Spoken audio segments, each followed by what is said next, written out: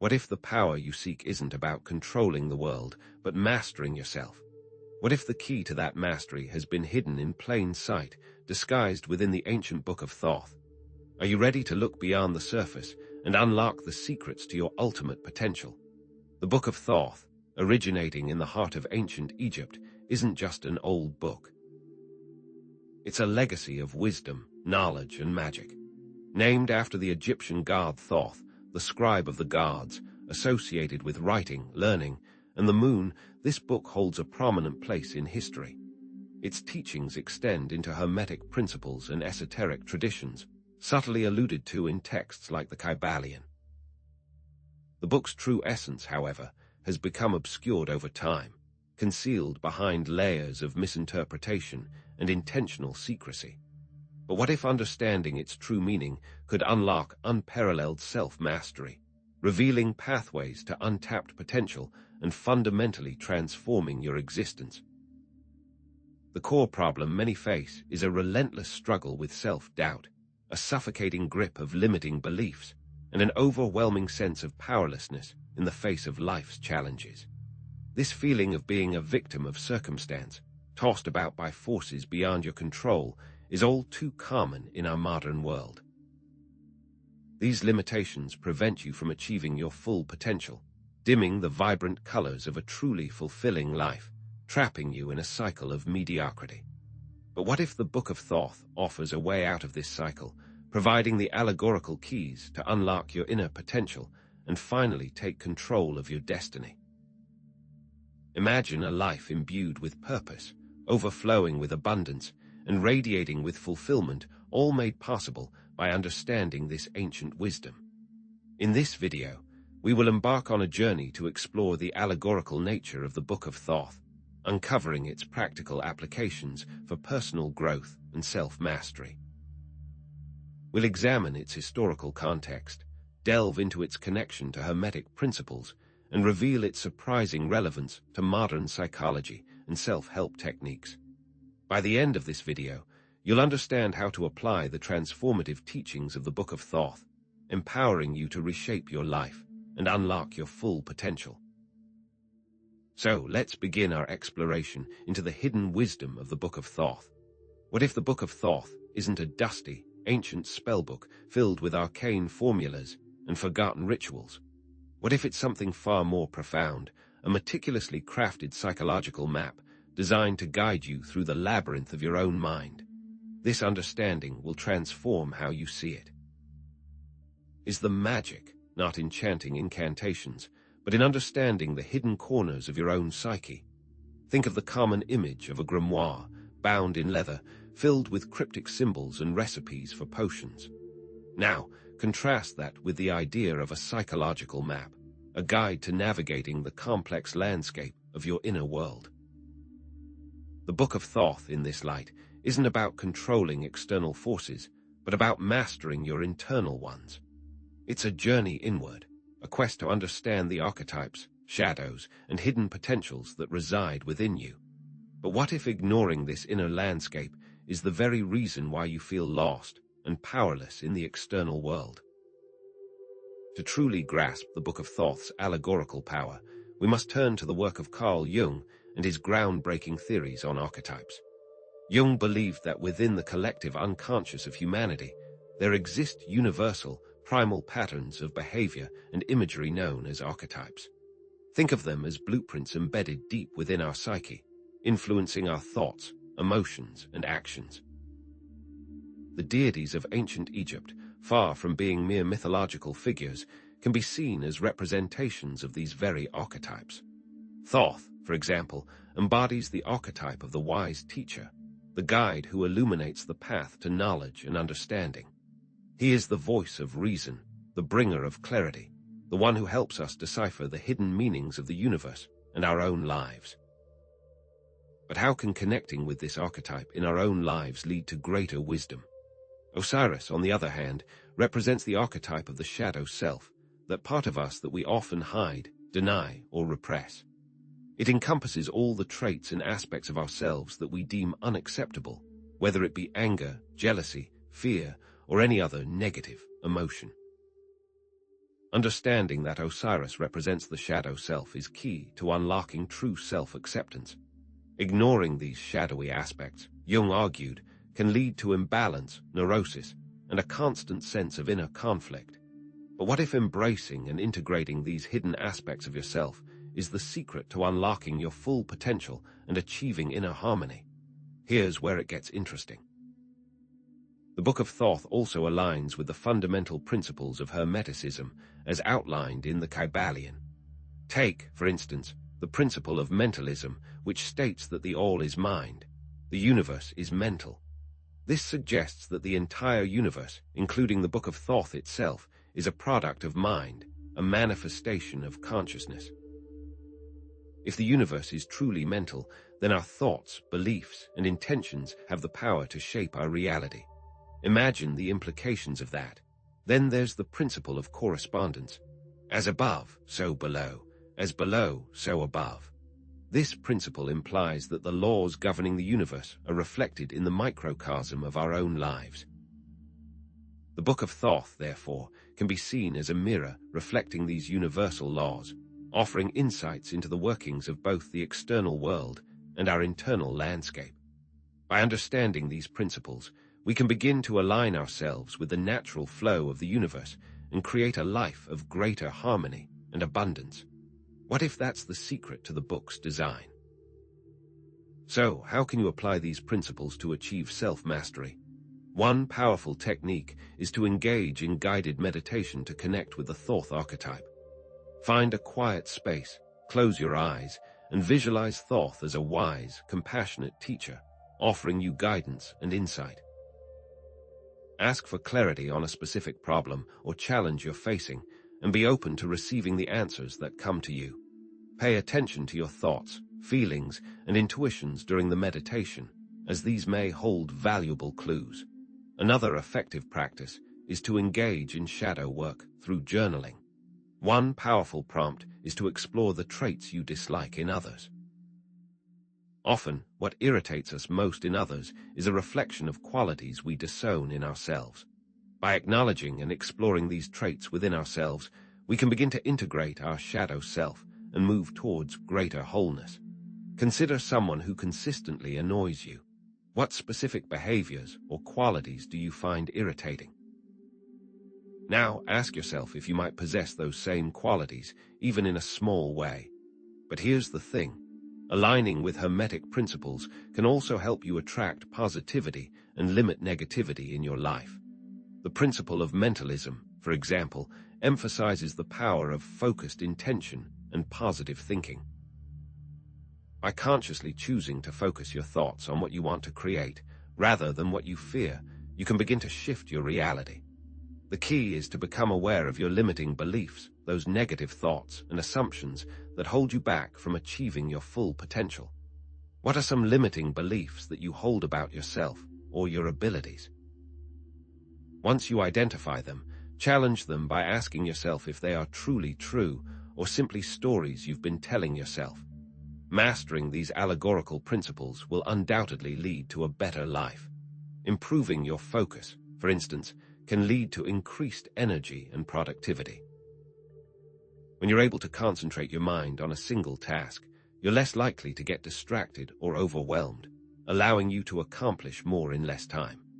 This increased efficiency can free up time for other pursuits, such as spending time with loved ones, pursuing hobbies, or simply relaxing and recharging. And improving your energy levels can lead to a more positive outlook on life. When you feel energized and vibrant, you're more likely to approach challenges with optimism and resilience, making you better equipped to overcome obstacles and achieve your goals. Think about it. In essence, the Book of Thoth serves as a symbolic guide, leading us to a profound understanding of the human psyche. By embracing archetypes, delving into the shadows, and aligning with Hermetic principles, we unlock our inner potential. The Thoth example allows us to realize that all things are connected. The Osiris example shows us that even our dark side has some connection, but that's just scratching the surface. What if there are even deeper secrets encoded within the Book of Thoth, layers of esoteric knowledge waiting to be revealed? What if the illustrations themselves hold a key to unlocking altered states of consciousness, offering glimpses into other dimensions of reality? Now, let's delve even deeper into the esoteric mysteries of the Book of Thoth and explore the forbidden knowledge it contains. What if the book connects to universal consciousness? What if the forbidden knowledge contained within the Book of Thoth isn't about casting curses or summoning demons? What if it's about the very things that they don't want you to know? Suppressed truths about the nature of reality, the power of consciousness, and your own limitless potential. It is not about magic as popularly defined, but rather a profound understanding of the deep nature of the universe. Think about it. Throughout history, certain ideas and perspectives have been actively suppressed, hidden from the masses, or distorted to maintain control. From the burning of the Library of Alexandria, a repository of ancient scientific and philosophical knowledge, to the suppression of Gnostic texts, which offered an alternative view of creation and the nature of reality, there's a recurring pattern of those in power seeking to control the flow of information. The Nag Hammadi Library, discovered in 1945, contained Gnostic texts that challenged the accepted religious doctrines of the time, leading to their marginalization and suppression for centuries. Could it be that these suppressed ideas hold the key to unlocking a deeper understanding of ourselves and the universe? What if the establishment is afraid of your evolution? This suppression isn't limited to ancient history. In modern society, we see it in the form of censorship, propaganda, and the manipulation of information. Mainstream media narratives can shape public opinion, suppressing alternative perspectives and perpetuating limiting beliefs. Advertising, for example, creates artificial needs and desires, driving consumerism and keeping people trapped in a cycle of wanting more. How many of your desires are actually your own? Think about how technology and algorithms contribute to echo chambers, reinforcing existing beliefs and limiting exposure to diverse viewpoints. The deliberate spread of misinformation, often through social media, further obscures the truth and makes it difficult to discern fact from fiction. But here's the thing. This control of information directly impacts your daily life, shaping your beliefs, conditioning your behavior, and fostering a sense of powerlessness. Consider how educational systems can often reinforce conformity and discourage critical thinking. From a young age, we're taught to memorize facts and follow instructions, rather than question assumptions and explore alternative perspectives. This hidden curriculum can stifle creativity, limit our potential, and keep us from thinking for ourselves. Think about the societal norms around work and success that create stress and dissatisfaction. Many people feel trapped in jobs they don't enjoy, sacrificing their time and energy for the sake of financial security, conforming to a system that prioritizes profit over personal fulfillment. What if the pursuit of conventional success is actually keeping you from living a truly authentic and meaningful life? This societal conditioning is a form of hidden suppression. What if the true aim is to keep you distracted? The key to breaking free from this cycle of suppression is to cultivate critical thinking and question everything. Don't blindly accept what you're told, whether it comes from the media, the government, or even so-called experts. Become an active seeker of truth, verifying sources, analyzing information, and forming your own conclusions. Apply skepticism to your daily news intake, questioning the motives and biases of the source. Understand how history helps you avoid repeating mistakes, learning from the past to create a better future. The truth is, they don't want you to question authority, because questioning leads to awareness, and awareness leads to empowerment. Do you see the pattern?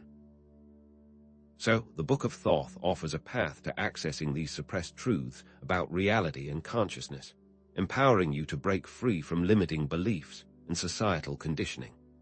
By understanding the allegorical nature of the book and its connection to ancient Egyptian wisdom, you can unlock your inner potential and achieve self-mastery.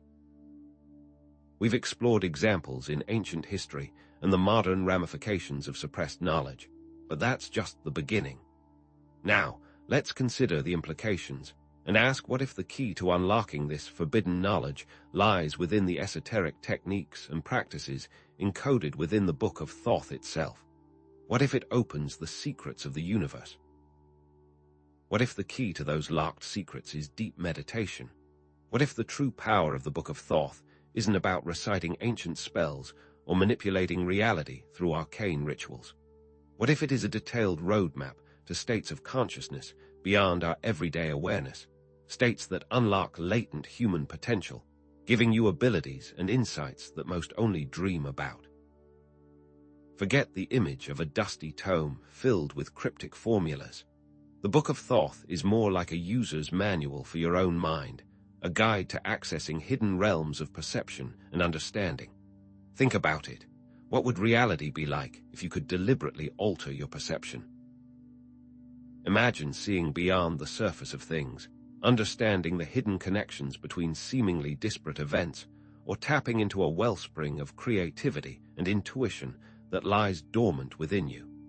The Book of Thoth suggests that such abilities are not the stuff of fantasy, but rather the natural birthright of every human being, waiting to be awakened. But here's the catch. This awakening requires more than just intellectual understanding. It demands a conscious effort to shift your state of awareness. The illustrations within the Book of Thoth, often seen in the form of tarot cards, are not mere decorations. They are symbolic keys to unlocking these altered states. Each image, each color, each number resonates with a specific frequency of consciousness, acting as a tuning fork for your mind. Take, for example, the image of the High Priestess. She sits between two pillars, representing duality and the threshold between the conscious and subconscious minds. Her presence signifies intuition, inner wisdom, and the ability to access hidden knowledge. By meditating on this image, by truly immersing yourself in its symbolism, you can begin to quiet the chatter of your conscious mind and open yourself to the whispers of your intuition. What if you could develop the ability to receive these whispers clearly and consistently? Think of the insights you could gain, the problems you could solve, the opportunities you could seize. Consider the symbolic meaning of colors within the illustrations. Blue, for example, is often associated with intuition, peace, and spiritual awareness, while red represents energy, passion, and action. By consciously focusing on these colors during meditation or visualization, you can activate these corresponding states within yourself. Similarly, the shapes and numbers within the illustrations hold symbolic weight. The circle represents wholeness and unity, while the square symbolizes stability and structure. The number 3 signifies harmony and balance, while the number 4 represents manifestation and grounding. By understanding and internalizing these symbols, you can begin to reprogram your subconscious mind, aligning yourself with the energies and qualities they represent. But here's what most people miss. These symbols aren't just abstract concepts. They're active keys that engage with your subconscious. The beauty of the Book of Thoth is that its teachings align remarkably well with modern consciousness research. Studies have shown that techniques like meditation, hypnosis, and sensory deprivation can induce altered states of consciousness, characterized by specific brainwave patterns. When we meditate, for instance, our brainwaves shift from the faster beta waves, associated with active thinking and stress, to the slower alpha and theta waves, associated with relaxation, creativity, and intuition. These slower brainwave states are precisely the states that the Book of Thoth aims to cultivate, allowing you to tune in to different frequencies of reality. Think of it like tuning a radio. By adjusting the dial, you can access different stations, each broadcasting a different signal. Similarly, by shifting your brainwave patterns, you can access different states of consciousness, each offering a unique perspective on reality. But here's the twist. The Book of Thoth provides a practical system for consciously tuning your mind, allowing you to access these states at will. Consider the effects of daily meditation on stress reduction. Studies have consistently shown that regular meditation practice can lower cortisol levels, the hormone associated with stress, and increase feelings of calm and well-being. This is because meditation helps to quiet the amygdala, the part of the brain responsible for processing fear and anxiety, and activate the prefrontal cortex, the part of the brain associated with rational thought and decision-making. This shift in brain activity not only reduces stress, but also enhances focus, creativity, and emotional regulation. What if simply meditating for 15 minutes a day could transform your mental and emotional state? This is not just wishful thinking. It's a scientifically validated technique that has been practiced for centuries. Furthermore, these practices can significantly improve focus. In today's world, we are constantly bombarded with distractions, making it difficult to concentrate on any one task for an extended period. However, by practicing mindfulness meditation, we can train our minds to become more present and attentive, reducing the tendency to get caught up in thoughts and emotions. This increased focus translates into improved performance in all areas of life, from work and school to relationships and personal pursuits. The key is consistent practice and the ability to gently redirect your attention whenever it wanders. This is not about eliminating thoughts altogether. It's about learning to observe them without judgment, allowing them to pass through your mind like clouds in the sky. So, how can you use the Book of Thoth's symbolism and teachings to access these altered states of consciousness? The key is to start small and be patient. Begin by selecting one or two images or motifs from the Book of Thoth, such as a tarot card or a specific Egyptian symbol. Find a quiet space where you can relax and focus without distractions. Sit comfortably, close your eyes, and take a few deep breaths. Visualize the image in your mind's eye, paying attention to its colors, shapes, and details. As you meditate on the image, allow your thoughts to flow freely without judgment or resistance. If your mind wanders, gently redirect your attention back to the image. Continue this practice for 10-15 minutes each day, and over time, you will begin to notice subtle shifts in your awareness. It's crucial to set clear intentions before embarking on any exploration of altered states of consciousness. What do you hope to achieve? What questions do you want to answer? What qualities do you want to cultivate? By setting clear intentions, you can guide your subconscious mind and ensure that your experiences are meaningful and productive. It's also essential to create a safe space for exploration, free from distractions, negative influences, and potential interruptions. This means disconnecting from technology, creating a calm and relaxing environment, and ensuring that you have adequate time for grounding and integration after your practice. Why is this so important? Because misinterpreting altered states can be a pitfall. Remember, the responsible and ethical use of these techniques is paramount.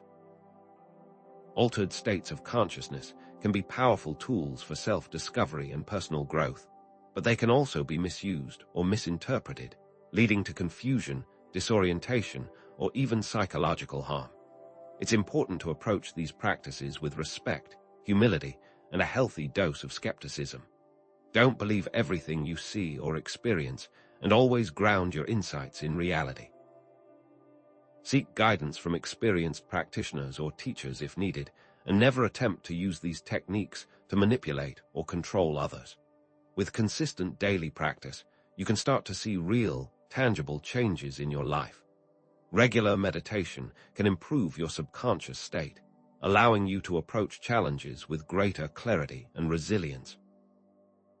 Visualization can enhance your positive outcome planning, helping you to manifest your goals and dreams with greater ease. And by cultivating a deeper understanding of yourself and the universe, you can unlock your full potential and live a more authentic, meaningful, and fulfilling life. What if the Book of Thoth holds the key to unlocking a life beyond your wildest dreams? So, the Book of Thoth provides a roadmap for accessing altered states of consciousness, unlocking deeper levels of reality and self-awareness, all by using specific techniques to access these states while ethically considering what is accessed. But that's just one piece of the puzzle.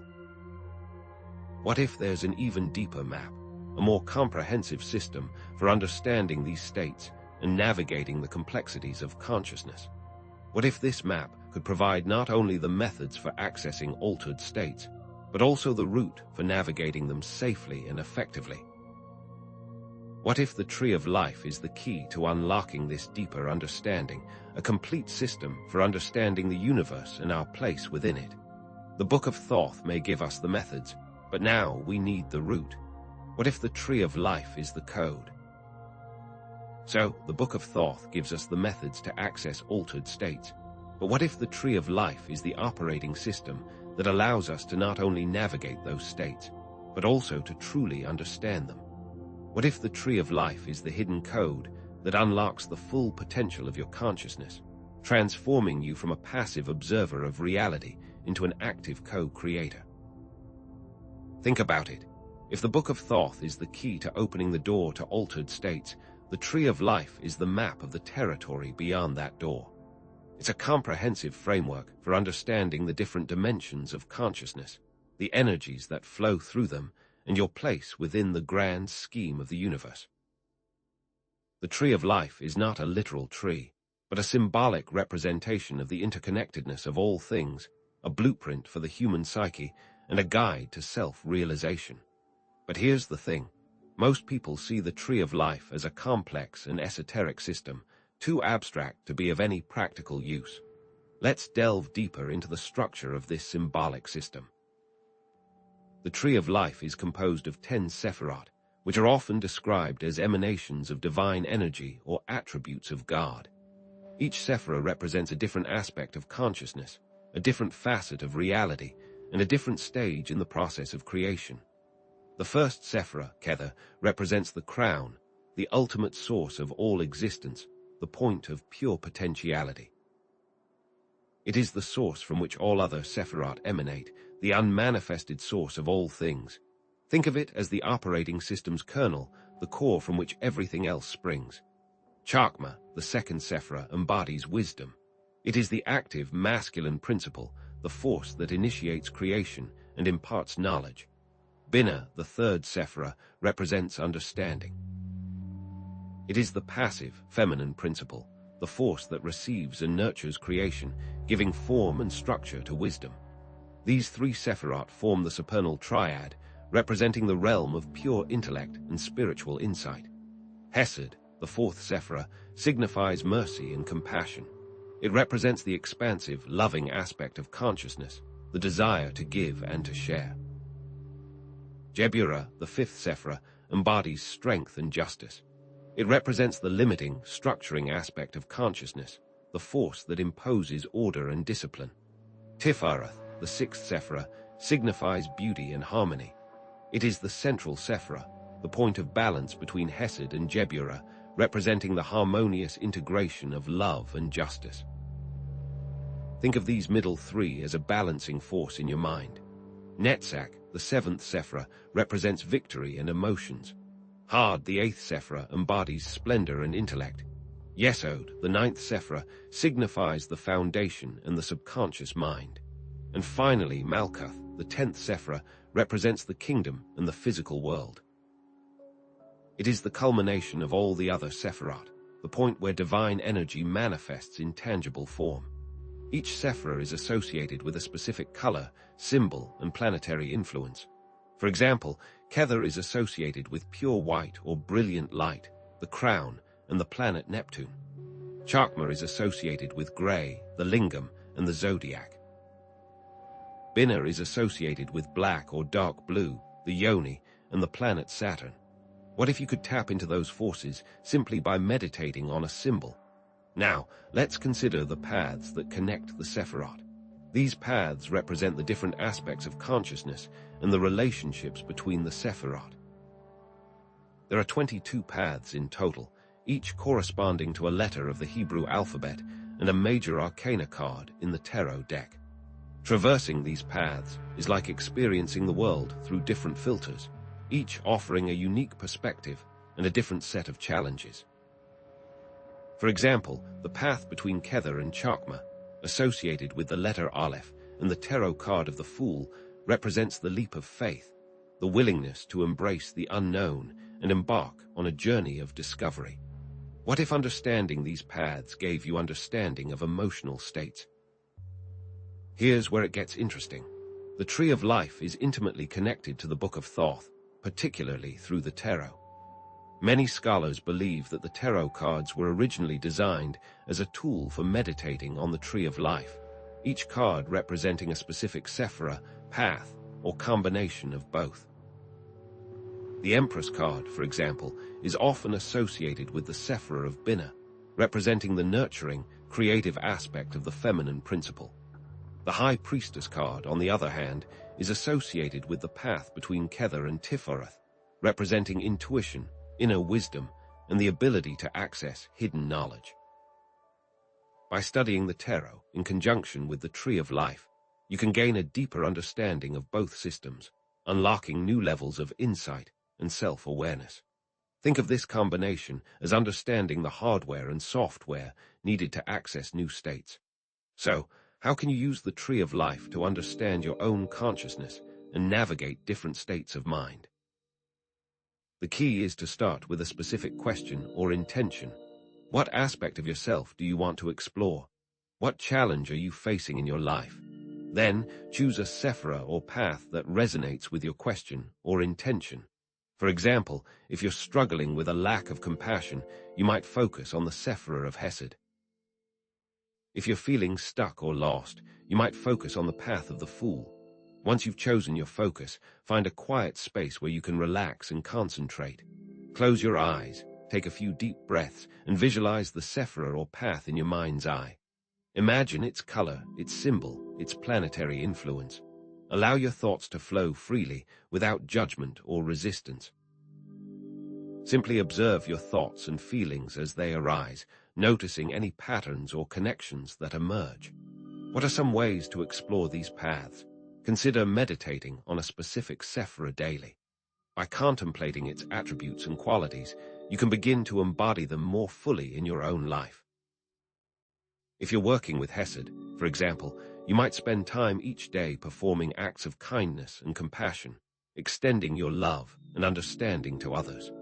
If you're working with Jebura, you might focus on setting healthy boundaries and asserting your needs with confidence. Working with the Tree of Life can also help you identify imbalances in your consciousness. An overemphasis on one sephira, such as intellect, hard, can lead to a neglect of others, such as emotion, netzach. Similarly, an overemphasis on strength, Jebura, can lead to a suppression of compassion, Hesed. By understanding how the different parts of the system interact, you can learn to restore balance and harmony to your psyche. Imagine being able to spot your imbalances and correct them. But here's a crucial point. Exploring the Tree of Life is not just about personal growth. It's also about ethical responsibility. The knowledge and power that you gain from working with this system can be used for good or for ill. It's essential to approach these practices with humility, respect, and a commitment to using your newfound abilities for the benefit of all. The Tree of Life demands ethical use. So, the Tree of Life is a comprehensive map of consciousness, providing a framework for understanding and navigating the different states unlocked by the Book of Thoth. It gives names and faces to abstract concepts, allowing you to engage with them on a deeper, more personal level. But we're just scratching the surface. What if the real power of the Tree of Life lies not just in understanding its symbolism, but in actively working with its energies to transform your life and manifest your desires? What if there are specific practices, tools, and techniques that can be used to harness the power of the Tree of Life, unlocking your ultimate potential and creating the reality you've always dreamed of? What practices can improve your outlook on life? So, the Tree of Life provides this incredible map of consciousness. But what if that map is useless without the proper tools to navigate it? What if having the blueprint to a magnificent castle is pointless if you have no hammer, no nails, and no idea how to build? The map alone won't change your life. You need the methods, the techniques, the tools to explore and transform your reality. Think about it like this. The Tree of Life is like a blueprint for a house. You can stare at the blueprint all day, admire its design, and understand its intricacies.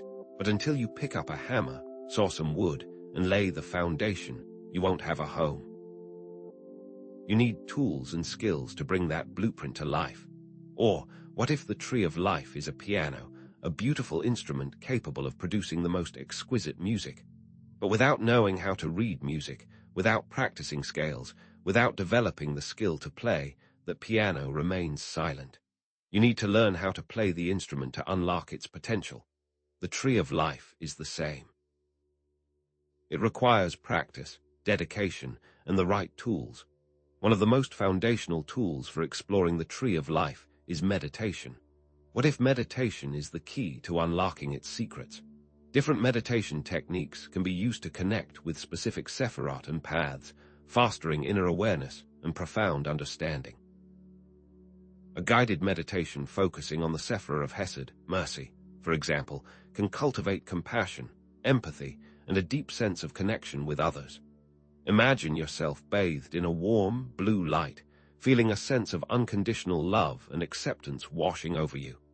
This is the energy of Hesed, and meditation is the vehicle that can take you there. Mindfulness meditation, on the other hand, can improve awareness of the current expression of the self, allowing you to observe your thoughts and emotions without judgment, gaining valuable insights into your inner workings. What if, with practice, you could understand your mind better? Then there's the incredible power of visualization. What if you could use your imagination to reshape your reality? Visualizing specific symbols, colors, and imagery associated with each sephirah can enhance your connection to it and unlock its potential. Imagine visualizing the color blue associated with Hesed to invoke feelings of peace and tranquility. See the color filling your mind, surrounding your body, and radiating outwards into the world. This simple act can shift your emotional state and bring you closer to the energy of Hesed. Connect visualization with active imagination and lucid dreaming, and you can explore the tree of life in entirely new ways, consciously interacting with its symbols and archetypes in the dream world. What could you learn about yourself this way? Don't underestimate the role of ritual and ceremony. Creating symbolic rituals can help to embody the energies of the tree of life and manifest your intentions. Think of ritual as a way to speak directly to your subconscious mind, programming it with your desires and intentions. A simple ritual involving candles, incense, and affirmations to connect with the sephirah of Netzach, victory, for example, can ignite your passions, strengthen your resolve, and help you to achieve your goals. The key is to tailor the ritual to your specific intention, using symbols, colors, and words that resonate deeply with you. What if a simple ritual could help you achieve goals? And what about the significance of tarot and other divination tools? What if these tools are not just for fortune-telling, but for self-discovery? These tools can provide insights into the energies at play within the tree of life and guide your personal journey. Using the tarot card associated with a specific sephirah to gain a deeper understanding of its meaning and potential can be incredibly illuminating. The High Priestess, for example, associated with the path between Kether and Tipharath, can reveal hidden knowledge, unlock intuition, and guide you towards your true purpose. Other systems, like the I Ching, can further illustrate these concepts, providing a different lens through which to view the energies of the tree of life. Could ancient systems help you understand the world better? So, how can you begin to work with the tree of life using these tools? The key is to start small and be consistent. A daily meditation practice focusing on a different sephirah each day of the week can be a powerful way to deepen your connection to the tree of life. Start with Kether on Sunday, Chakma on Monday, Binah on Tuesday, and so on. Spend 15-20 minutes each day contemplating the attributes and qualities of the sephirah, visualizing its color and symbol, and journaling about your experiences. Or create a personal altar or sacred space dedicated to the tree of life. This could be a small table or shelf where you place objects that represent each of the sephirot, such as crystals, candles, or images. Use this space for meditation, visualization, and ritual, creating a tangible connection to the energies of the tree of life. Remember to focus. Think about how understanding the tree of life can improve specific areas of your life. Relationships, career, health, and spirituality can all be positively impacted by working with this system. Using the tree of life to improve relationship dynamics involves understanding the different energies at play and how to harmonize them. For example, if you're experiencing conflict with someone, you might analyze the situation through the lens of Jebura, strength, and Hesed, mercy, seeking to find a balance between assertiveness and compassion. In your career, you might use the tree of life to identify your strengths and weaknesses, aligning yourself with roles and projects that resonate with your true potential. Contemplate the effect of your tool of choice, but here's a crucial reminder. Intention, focus, and ethical considerations are paramount in these practices. What if the power you seek can corrupt you? It's essential to use these tools responsibly and for the highest good. The tool is there, but what are you going to do with it? Are you going to use it to heal and uplift, or to manipulate and control? Setting the correct intentions and staying focused on the ethical implications of your actions is crucial. Remember, true power comes not from dominating others, but from mastering yourself. What you do with your power is what defines you. So, by combining the map of the tree of life with practical tools and techniques, you can unlock its transformative power and achieve greater self-awareness, emotional balance, and profound fulfillment. You've seen examples of meditation, visualization, and ritual. You can see the potential benefits to relationships, career, health, and spirituality. But is that all there is? Remember to do this ethically. What if this is just the first step on a much longer journey? Now, what if the concept of ultimate power is not about external control or dominance, but about achieving inner mastery and aligning with the divine will? What if true power lies not in bending the world to your will, but in surrendering to the will of the universe? We've only teased the idea that true power comes from understanding and embodying the principles of the tree of life. But how can this type of power be achieved? Now, let's explore the true meaning of ultimate power and how it can be achieved through the integration of the Book of Thoth, the tree of life, and these practical techniques. What if we're all just trying to get back to where we started? What if everything you've been told about power is a lie? What if the relentless pursuit of control over others, the accumulation of wealth, and the climb to the top of the social ladder are all distractions from the true source of power? Conventional power, the kind flaunted by CEOs, politicians, and celebrities, is fleeting, as fragile as a sandcastle in the face of the tide. It's a power that demands constant maintenance, a power built on external validation and the subjugation of others. But is that true power? Think about it. A CEO might control a multi-billion-dollar company, wielding influence over thousands of employees and impacting the lives of countless customers. Yet that CEO might be a slave to their own ambition, consumed by stress, and utterly unable to find peace within themselves. Is that power, or is that a gilded cage? Contrast this with the image of a self-realized sage, living a simple life in harmony with nature, radiating peace and wisdom. The sage might have no external power, no wealth, no influence in the conventional sense, yet they possess a profound inner strength and understanding that allows them to navigate life with grace and equanimity. What if the greatest power is self-control? What if true power lies not in dominating the world, but in mastering yourself and aligning with a higher purpose? The esoteric concept of power centers around self-mastery. This involves understanding your thoughts, emotions, and actions, and consciously directing them towards your goals. It's about taking responsibility for your inner world and cultivating the qualities you wish to see reflected in your outer world. Mastering the self will have external effects. Consider, for example, someone struggling with anger management. They might lash out at loved ones, sabotage their career, and create chaos in their lives. By learning to regulate their emotions, practicing mindfulness, and developing healthier coping mechanisms, they can transform their relationships, improve their performance at work, and create a more harmonious life. Relate self-mastery to the concept of emotional intelligence and the ability to regulate your own emotions. People with high emotional intelligence are better at understanding themselves and others, building strong relationships, and navigating difficult situations. What if developing your emotional intelligence is the path to self-mastery? Start by paying attention to your emotions. Notice how they arise, how they affect your thoughts and behavior, and what triggers them. What if you journaled about your feelings? Then you can start to develop strategies for managing difficult emotions, such as practicing deep breathing, taking a break, or talking to a trusted friend. And there's the need to overcome limiting beliefs and negative thought patterns.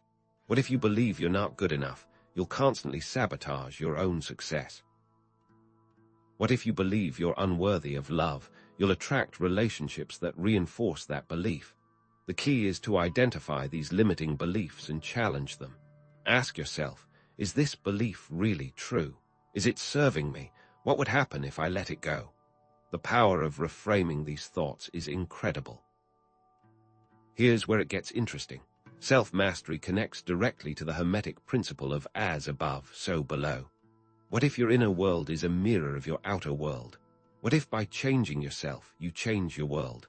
The principle suggests that the microcosm, your inner world, reflects the macrocosm, the outer world, and vice versa. How do you change the world?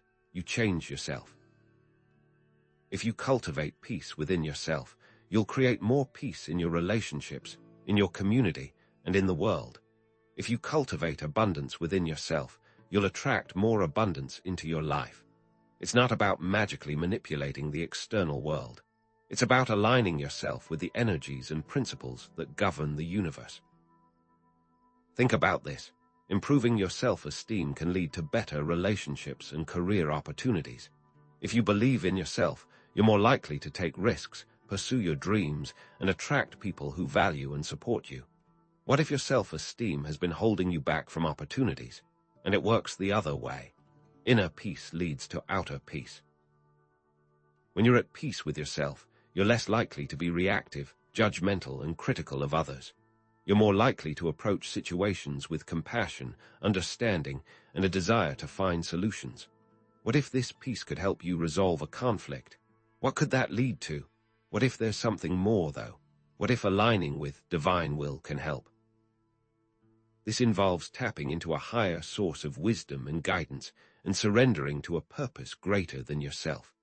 It's about recognizing that you're part of something larger than yourself and aligning your actions with the highest good. This isn't about blindly following dogma or surrendering your free will.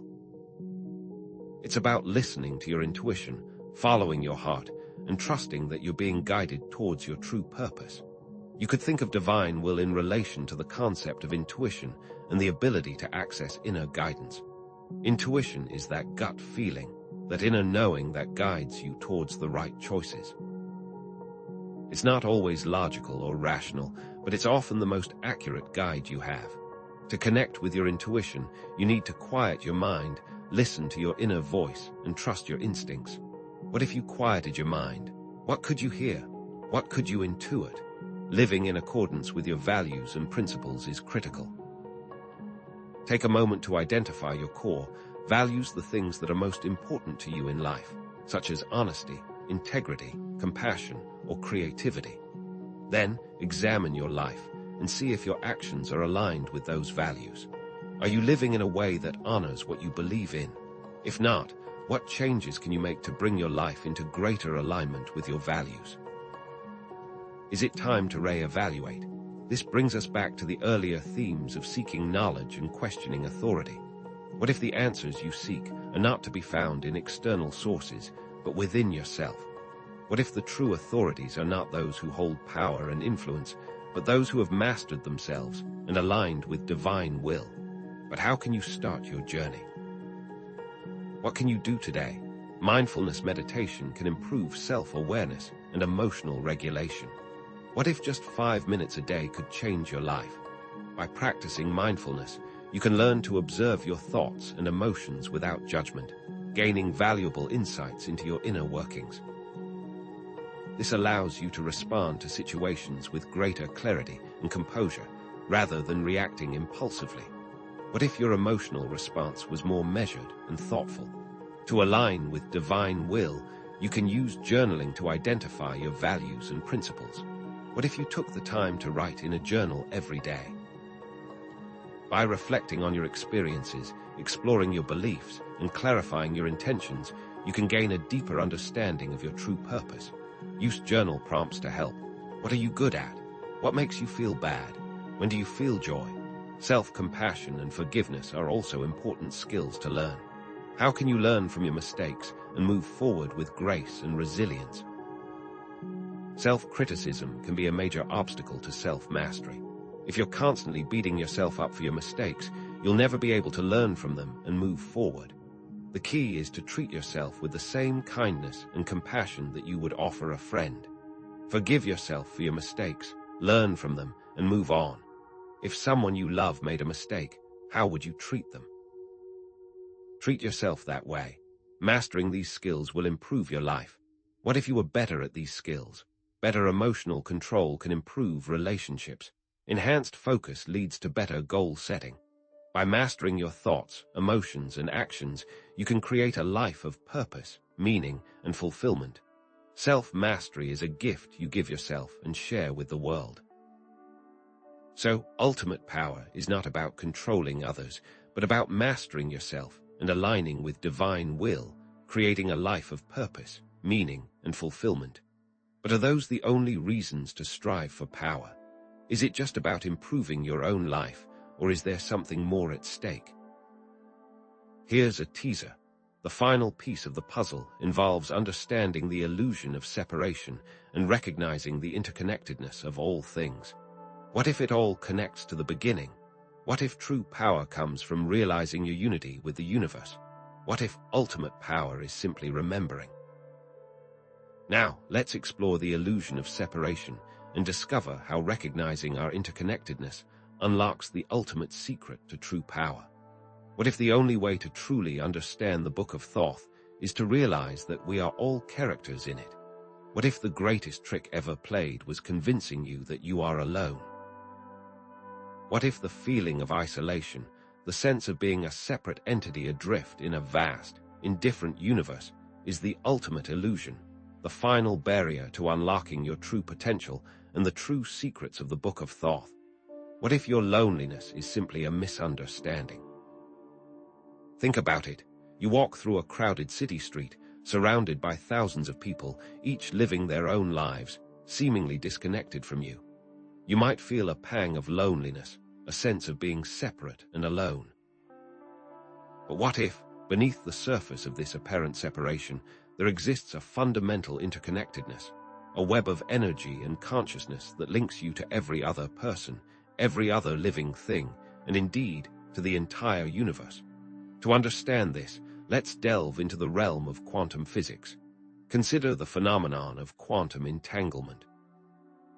Two particles can become linked in such a way that they share the same fate, no matter how far apart they are.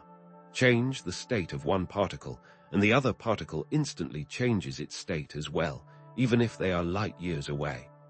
Einstein called it spooky action at a distance. What if this spooky action isn't just a quirk of quantum mechanics, but a fundamental property of reality, a demonstration of the interconnectedness of all things at the deepest level? Experiments have repeatedly confirmed quantum entanglement, challenging our classical understanding of space, time, and separation. What if these experiments are telling us something profound about the nature of reality, something that the ancient Egyptians understood intuitively? Now, let's turn to ancient philosophies. In Eastern traditions like Advaita Vedanta, the concept of non-duality is central. Non-duality is the understanding that there is only one ultimate reality, and that all apparent distinctions and separations are illusions. The individual self, the ego, is seen as a temporary and limited construct, a wave on the surface of the ocean. But the wave is not separate from the ocean. It is made of the same water, the same energy, the same essence. Similarly, you are not separate from the universe. You are an integral part of it. The Chandogya Upanishad proclaims, Tat Tvamasi, thou art that. This is a statement of unity, a recognition that the individual self is identical to the ultimate reality, Brahman. What if this ancient wisdom holds the key to unlocking your ultimate power? Spiritual traditions across the world echo this theme of interconnectedness. The concept of universal love, compassion, and empathy is found in various religions. The Dalai Lama often speaks of the importance of recognizing our shared humanity and cultivating a sense of interconnectedness with all beings. He argues that when we see ourselves as separate from others, we are more likely to act selfishly and harmfully. But when we recognize our interconnectedness, we are more likely to act with kindness, compassion, and a desire to help others.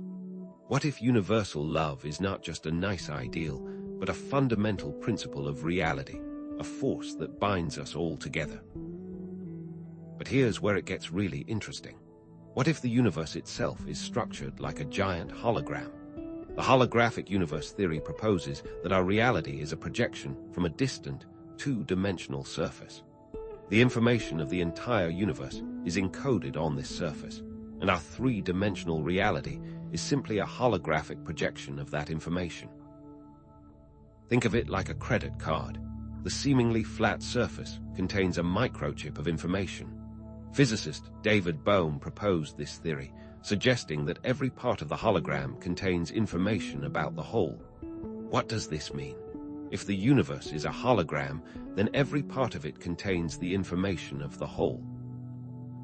This implies that every individual contains the potential of the entire universe. You are not just a separate individual. You are a microcosm of the macrocosm, a holographic fragment containing the entirety of creation. What if everything you need to know, everything you need to become, is already encoded within you? Understanding this interconnectedness can profoundly transform your relationships. When you recognize that everyone is connected, you naturally develop increased empathy and compassion for others. You see their struggles as your struggles, their joys as your joys. This leads to stronger, more fulfilling relationships built on a foundation of mutual understanding and support. What if, instead of seeing others as separate and different from you, you saw them as reflections of yourself? Recognizing interconnectedness can also lead to more ethical and responsible actions. When you understand that your choices affect everyone and everything around you, you become more mindful of the impact of your actions. You are more likely to make choices that benefit the environment, contribute to the well-being of society, and promote the common good. What if every decision you made took into account the interconnectedness of all things? What kind of world would you create? So, how can you cultivate a sense of interconnectedness in your daily life? One powerful practice is loving kindness meditation. This involves extending feelings of compassion and loving kindness to yourself, to your loved ones, to neutral people, to difficult people, and finally, to all beings. By practicing this meditation regularly, you can gradually expand your circle of compassion and develop a deeper sense of connection to all of humanity. Another simple but effective practice is gratitude. Take a few moments each day to appreciate the interconnectedness of the systems that support your life.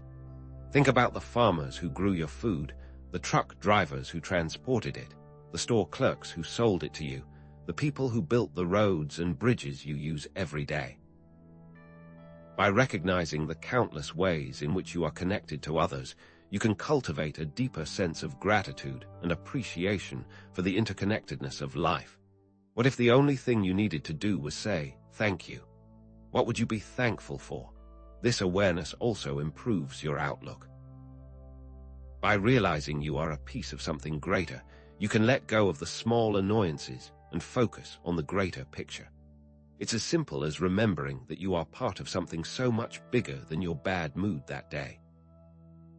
The key takeaway here is that recognizing the illusion of separation and embracing our interconnectedness unlocks true power, leading to more fulfilling relationships, ethical actions, and a deeper sense of purpose. We've seen the evidence from quantum physics, ancient philosophies, and spiritual traditions. we've explored the holographic universe theory and its implications. We've discussed practical exercises for cultivating a sense of interconnectedness in daily life. But what is this all for? Is it all a circle? Is ultimate power just about better relationships and ethical actions? Or is there something more, something deeper, something that connects all of this together? Here's a teaser. The ultimate power is simply remembering our true nature as divine beings connected to the source of all creation. The ultimate power is, and has always been, remembering. What if everything you've been searching for has been inside you all along? What if you already possess the power you seek? Now, let's explore the concept of remembering and discover how we can reclaim our divine potential and achieve ultimate power. How do we actually remember? What steps can we take to unlock the knowledge that is already within us? What if the ultimate power spoken of in the Book of Thoth isn't some external force to be acquired, but a forgotten memory, a dormant ability waiting to be reawakened within you? What if the journey isn't about seeking, but about remembering who you truly are? Think about it. From the moment you were born, you've been bombarded with information, beliefs, and expectations from your family, your culture, and society at large. These external influences have shaped your perception of yourself and the world, often obscuring your true nature and your innate potential. But what if, beneath the layers of conditioning and programming, there lies a spark of divinity, a reservoir of wisdom and power that you've simply forgotten how to access? To understand this, let's consider the concept of the subconscious mind. In psychology, the subconscious is seen as a vast storehouse of memories, experiences, and beliefs that operate beneath the level of conscious awareness. It influences our thoughts, emotions, and behaviors in ways we often don't realize. Carl Jung called it the collective unconscious, a universal library of archetypes and ancestral memories shared by all of humanity. What if your subconscious holds the key to remembering your true self, your divine potential? What if, by tapping into this inner reservoir, you could unlock hidden talents, overcome limiting beliefs, and access a level of power you never thought possible? Now, let's turn to spiritual traditions. Many ancient cultures believed in reincarnation, the idea that we live multiple lives, each offering opportunities for growth and learning. What if, with each lifetime, we accumulate wisdom, skills, and experiences that are stored within our souls, waiting to be remembered? What if your current struggles and challenges are simply echoes of past lives, opportunities to heal old wounds and fulfill unfinished business? Eastern traditions, such as Buddhism and Hinduism, speak of karma, the law of cause and effect, which suggests that our actions in past lives influence our present circumstances. Could it be that, by understanding our karmic history, we can unlock our full potential in this lifetime? But here's where it gets even more intriguing. Esoteric traditions speak of the Akashic records, a universal library containing a record of every event, thought, and emotion that has ever occurred in the history of the universe. Imagine a cosmic internet, a vast database of information that can be accessed by those who know how to connect. What if the Akashic records hold the key to understanding your past lives, your soul's purpose, and your ultimate potential? What if by accessing these records, you could gain insights into your current challenges, unlock hidden talents, and accelerate your spiritual growth? Is it possible that these records contain the lost secrets of the Book of Thoth itself? So, how do we actually begin this process of remembering? One powerful tool is mindfulness and meditation. By quieting the conscious mind and focusing on the present moment, we can create space for deeper levels of awareness to emerge. Imagine your mind as a lake. When the surface is choppy and disturbed, it's difficult to see what lies beneath. But when the surface is calm and still, the depths become clear. Meditation is like calming the surface of the lake, allowing us to see the depths of our own subconscious mind. Daily practice quiets the conscious mind, creating space for intuition and insight. Connecting with your higher self through regular meditation can provide guidance and clarity. What if just 15 minutes a day could be the key? Another powerful practice is dreamwork. Dreams are often seen as messages from our subconscious mind, offering glimpses into our deepest fears, desires, and unresolved issues. By paying attention to our dreams and interpreting their symbolism, we can gain valuable insights into our inner world and unlock hidden aspects of ourselves. Documenting dreams upon waking allows us to capture fleeting images and emotions. Contemplating the potential deeper meanings behind dream content can reveal hidden truths about ourselves. What if your dreams are trying to tell you something important? And then there's intuition, that gut feeling, that inner knowing that guides us towards our true path. Intuition is often dismissed as irrational or illogical, but it's actually a powerful form of intelligence, a direct connection to our inner wisdom. Learning to trust and act upon gut feelings can lead us to make better decisions and live more fulfilling lives. Using intuition to make important choices can help us align with our true purpose. What if your intuition is your inner compass, guiding you towards your ultimate potential? The key takeaway here is that remembering isn't just about passively recalling information from the past. It's about actively engaging with our subconscious mind, our past lives, and our intuition to unlock our divine potential in the present moment. So, how can you cultivate this remembering in your daily life? Start with self-reflection. Take time each day to reflect on your thoughts, emotions, and actions. Ask yourself, what limiting beliefs are holding me back? What patterns am I repeating in my life? What am I truly passionate about? Journaling prompts can help you explore these questions in depth. Working with a therapist can provide a safe and supportive space for self-discovery. What if simply asking yourself these questions could unlock a hidden door within you? Next, tune into your intuition. Spend time in nature, practice mindfulness, and pay attention to synchronicities, those meaningful coincidences that seem to pop up when we're on the right path. Learning to recognize synchronicities as meaningful guidance can help us navigate life with greater ease and purpose. Recognizing the meaning in chance encounters can lead us to unexpected opportunities and connections. What if the universe is constantly sending you messages, and all you have to do is listen? Finally, embrace synchronicity. Explain how synchronicities, meaningful coincidences, can be signs that we are on the right path and that the universe is supporting us. Discuss the scientific basis behind synchronicity, if there is one. Understanding synchronicity with the concept of fate gives us insight into our potential. These meaningful coincidences can be signs that we are on the right path and that the universe is supporting us. What if these so-called coincidences are not random at all, but rather carefully orchestrated events designed to guide you towards your destiny? This action of remembering unlocks inner peace by allowing us to overcome anxiety stemming from the unknown. Understanding that everything happens for a reason brings us closer to enlightenment. What if you accepted that all things were meant to be? It also improves our relationships.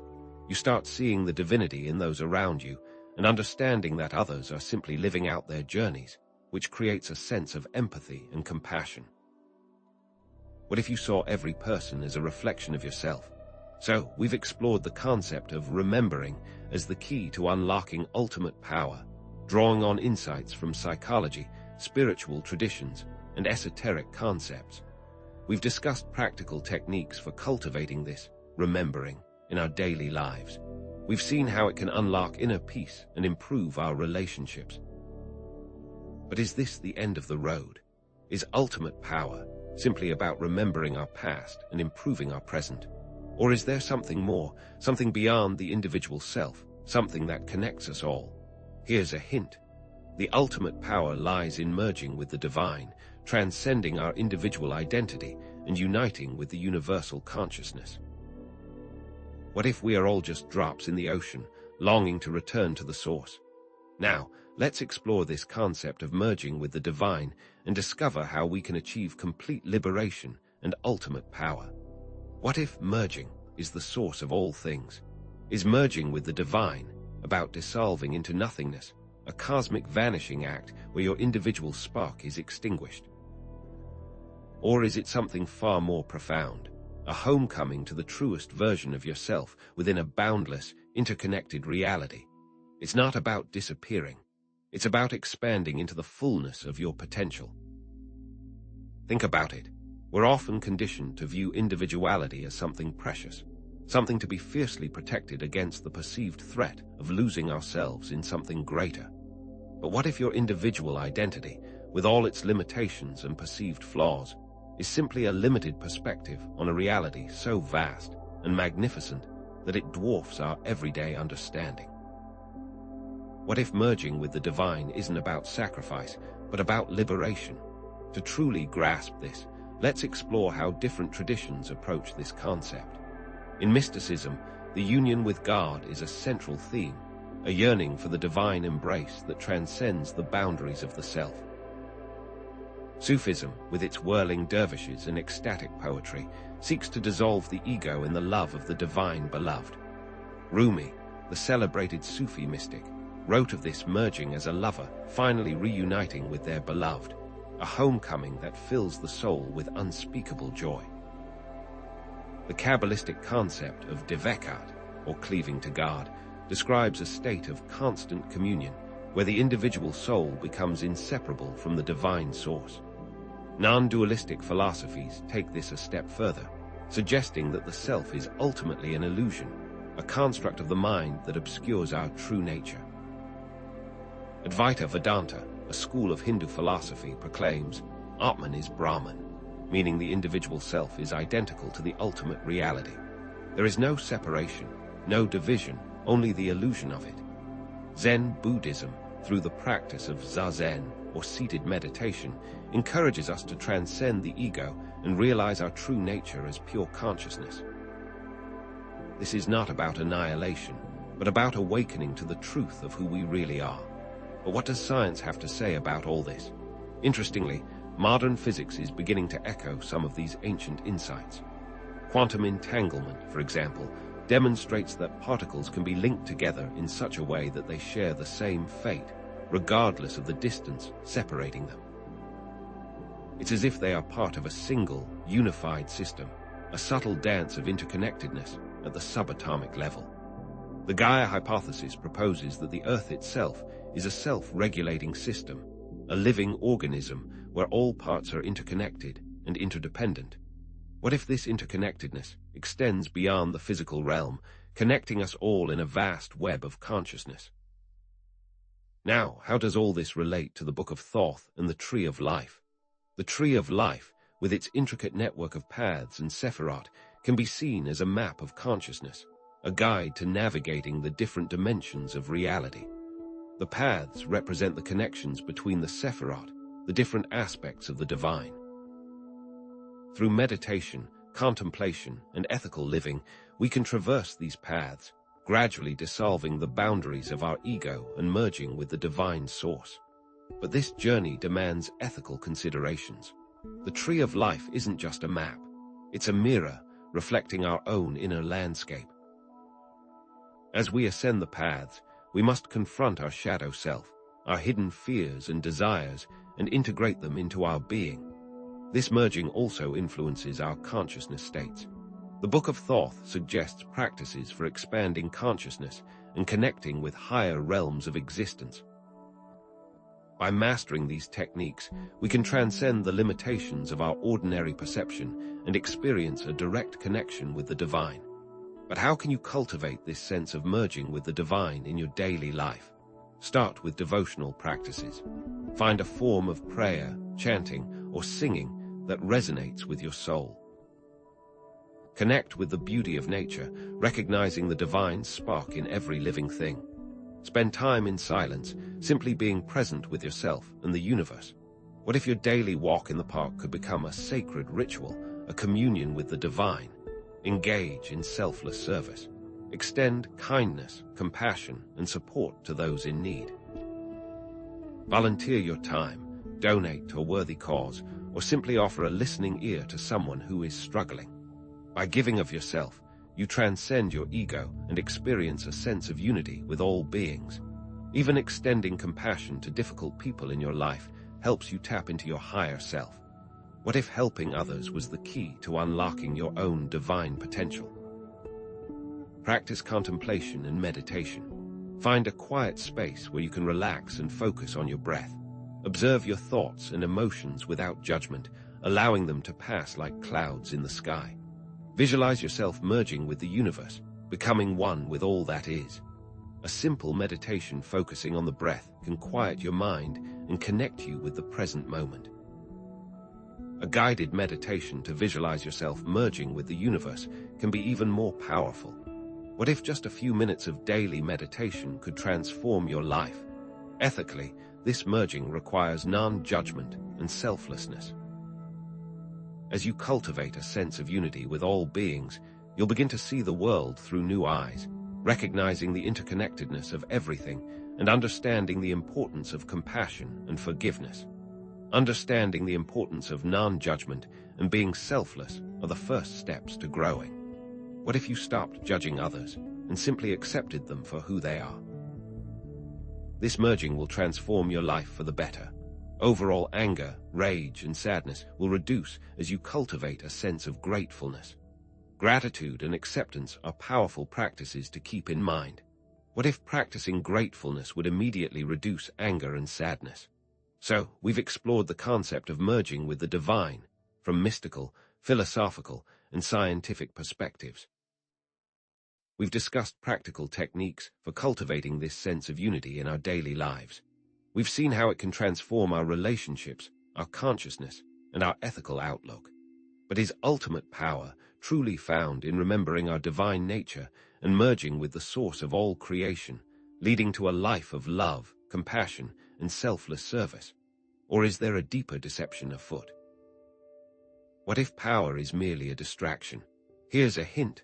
The search for ultimate power may be the illusion all along, and the true goal is simply to be present and accept the flow of life, surrendering to the divine rather than trying to control it. What if the book was designed to keep us from our true selves? Now, let's explore the possibility that the search for ultimate power is an illusion and discover the true meaning of presence, acceptance, and liberation. What if the purpose of life is simply to exist? What if the relentless pursuit of ultimate power, as depicted in the Book of Thoth and other esoteric systems, is nothing more than an elaborate illusion, a cleverly designed detour from the simple act of existing? What if this entire video series, this quest for hidden knowledge, is itself part of that grand distraction? Is the relentless desire for control a gilded cage of our own making? Think about it. We spend our lives striving for more power, more control, more knowledge, always chasing the next level, the next breakthrough. But what if true freedom lies not in acquiring more, but in surrendering to what is? What if the very book we seek to understand was intentionally designed to misdirect us, to keep us perpetually searching outside ourselves for something that already resides within? To truly grasp this, let's consider the concept of distraction from various perspectives. Buddhism, for example, introduces us to the idea of attachment as the fundamental root of suffering. This isn't just about material possessions. It extends to our desires for power, control, and even spiritual enlightenment. The very act of striving, of clinging to an outcome, can become a form of attachment that prevents us from experiencing true liberation. What if the ultimate power promised by the Book of Thoth is just another form of attachment, another desire that binds us to the wheel of suffering? Think about the concept of Maya, the illusion that veils reality. What if the power we seek is merely a shimmering mirage in this illusionary landscape? The Four Noble Truths teach us that suffering arises from attachment, and the path to liberation lies in non-attachment. The concept of beginner's mind, approaching each moment without preconceived notions or expectations, encourages us to shed our attachments and embrace the present moment fully. What if true power lies not in knowing, but in not knowing? Existentialism, a philosophy championed by thinkers like Sartre and Camus, takes a different approach. It suggests that life is inherently meaningless, a blank canvas upon which we are free to create our own meaning. However, this freedom can be terrifying. The pursuit of power, with its promise of control and certainty, can be a way to avoid confronting this fundamental freedom and responsibility. What if the quest for ultimate power is simply a way to escape the existential angst of a meaningless existence? Embrace the absurdity of life, rather than trying to control it. Acknowledge your radical freedom, your ability to define your own existence, and accept the burden of that responsibility. What if meaning isn't something to be found, but something to be created? Modern psychology offers yet another perspective. It explores the concept of ego traps, those insidious patterns of thought and behavior where the ego seeks to maintain its sense of self through the pursuit of power, recognition, or validation. This constant striving, this relentless need to prove ourselves, ultimately leads to dissatisfaction and suffering. The ego, terrified of death and insignificance, desperately seeks to create a lasting legacy, a monument to its existence. What if true significance lies not in what we achieve, but in who we become? Think about the dangers of confusing self-worth with external achievements. The relentless pursuit of success, the constant need for validation, can leave us feeling empty and unfulfilled, even when we reach the pinnacle of our ambitions. What if our worth is inherent, not something to be earned? And how do these distractions keep us from inner peace? Think about how the structure of society reinforces this illusion. News and entertainment bombard us with a constant stream of information, diverting our attention from our inner selves. Social media, with its curated images and endless comparisons, distracts us from our own unique experiences. Corporations spend billions on advertising, preying on our insecurities and desires, fueling our relentless pursuit of more. What if we are being deliberately distracted, kept from recognizing our true potential?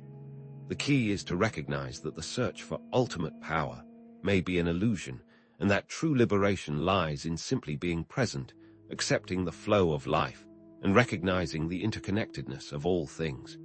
How can we actively cultivate this awareness in our lives?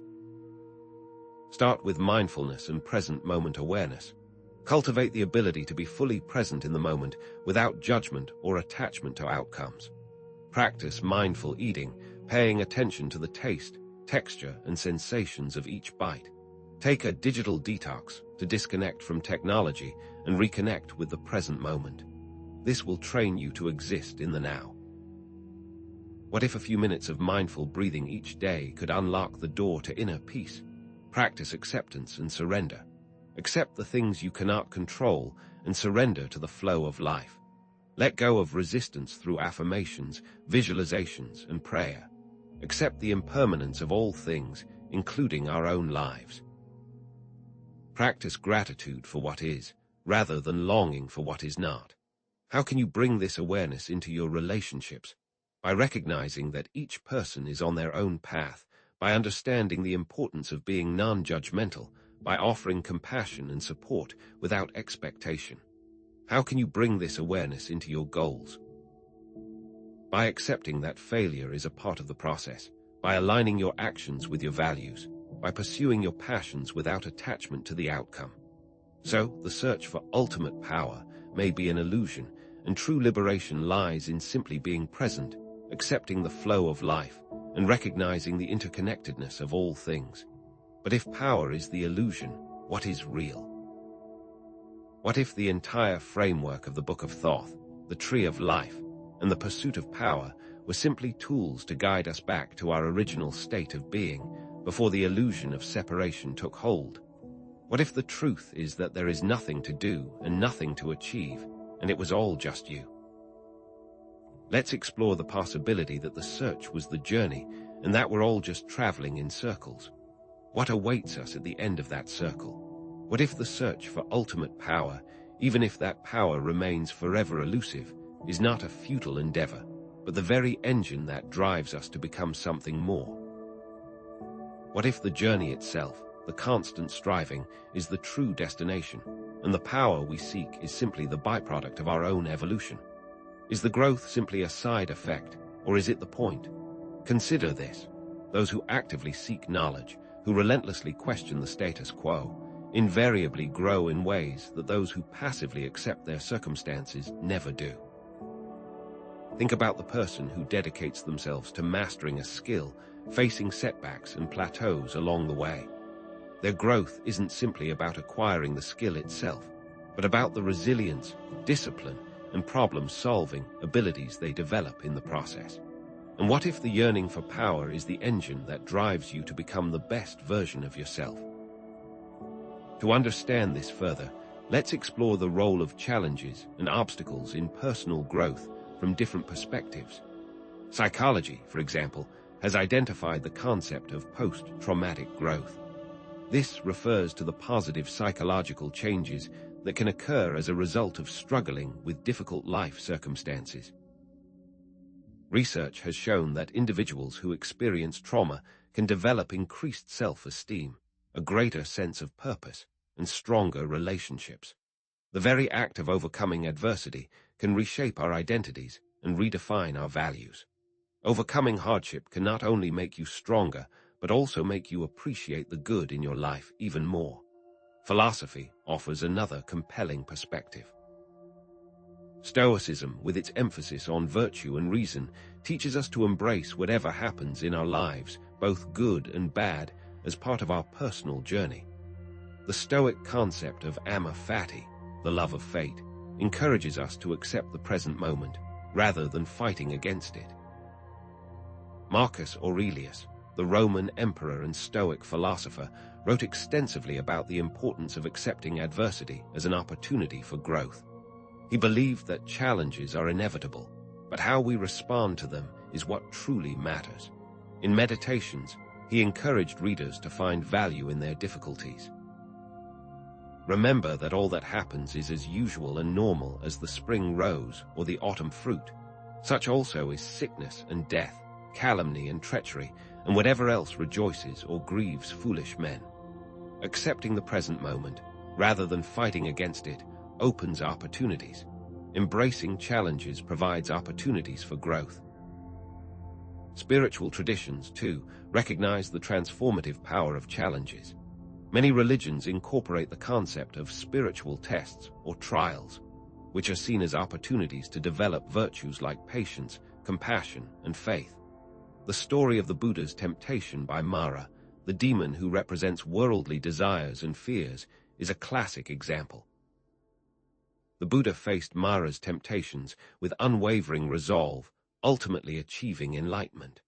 The concept of karma in Hinduism and Buddhism suggests that our actions have consequences, and that we learn and grow through the experiences we create for ourselves. What if these spiritual tests are designed to help us shed our illusions and discover our true potential? But here's what most people miss. The seeking itself changes you.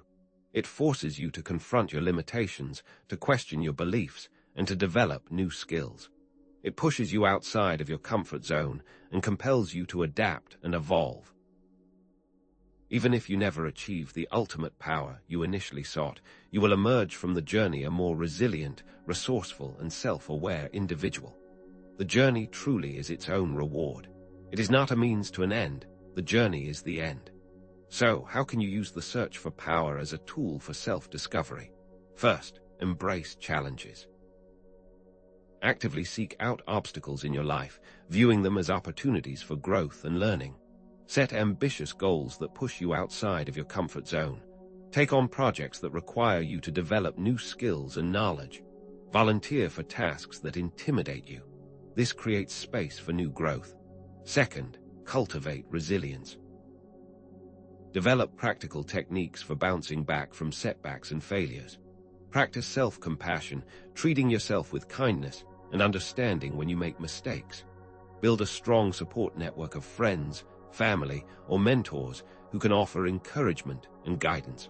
Focus on your strengths and accomplishments, rather than dwelling on your weaknesses and failures. Practice gratitude for what you have, rather than dwelling on what you lack. Develop healthy coping mechanisms for stress, such as exercise, meditation, or spending time in nature. Third, Seek meaning. Reflect on your experiences and find meaning in your struggles. Ask yourself what you have learned from your challenges and how you can use those lessons to help others. Reflect on your values and align your actions with your beliefs. Find ways to use your experiences to contribute to something larger than yourself. Staying focused on your goals helps to maintain the drive needed to push through challenging times.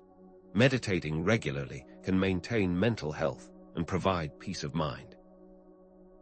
If you find yourself in the midst of challenges with others, remember that others are fighting their own battles and extend grace. Offer what support you can without burning yourself out. These practices can help improve your journey through challenges. Thus, the search for ultimate power, even if ultimately an illusion, is a powerful catalyst for self-discovery and growth. The challenges we overcome shape us into who we are. However, what is the Book of Thoth's role in all of this? What are we to make of this ancient text and its promise of hidden knowledge? What if it's not a roadmap to power, but a mirror reflecting our own potential? Think of it this way. The Book of Thoth is more than just a guide, a distraction, or a mirror. What if it's simply a tool to help us see ourselves, reflecting back what we need to see at any given moment on our journey? What if the book is, simply, you? What if the secrets have always been inside you? Let's explore the possibility that the Book of Thoth is nothing more than a reflection, and discover how we can use it to unlock our true potential and embrace our authentic selves. What if the book is a journey to nowhere, but what we discover about ourselves along the way is the only destination that matters? What if the secrets contained within the Book of Thoth are not fixed truths, etched in stone for all eternity, but instead living reflections of your own inner world? What if the book isn't a map, but a mirror constantly shifting and evolving alongside your own understanding? The meaning of its symbols isn't static, like code in a computer, but dynamic, more like clouds in the sky, ever-changing shape and form. Think about it. The idea of a static, unchanging text promising ultimate power is in itself a limited perspective. The world around us is in constant flux, and so too is our consciousness. Our beliefs, values, and understanding of ourselves are continually evolving based on our experiences and interactions with the world. What if the Book of Thoth simply reflects this dynamism, showing us what we need to see at any given moment? What if the correct answer is simply the one that is best for you right now? To understand this, consider the principles of projective psychology. Have you ever heard of the Rorschach ink blot test? A subject is presented with ambiguous ink blots and asked to describe what they see. There is no right or wrong answer. Instead, the subject's interpretations reveal insights into their personality, subconscious desires, and emotional state. The test doesn't provide objective facts, but reflects the inner landscape of the individual. What the subject focuses on, and what the subject ignores, are key indicators of where their mind is at. The symbols in the Book of Thoth are much like those ink blots. They are ambiguous and open to interpretation. They act as a canvas onto which we project our own thoughts, feelings, and experiences. The secrets we find within the book are not pre-packaged truths, but reflections of our own inner world waiting to be discovered. Each reader imprints their own unique perspective onto the book, creating a personalized experience.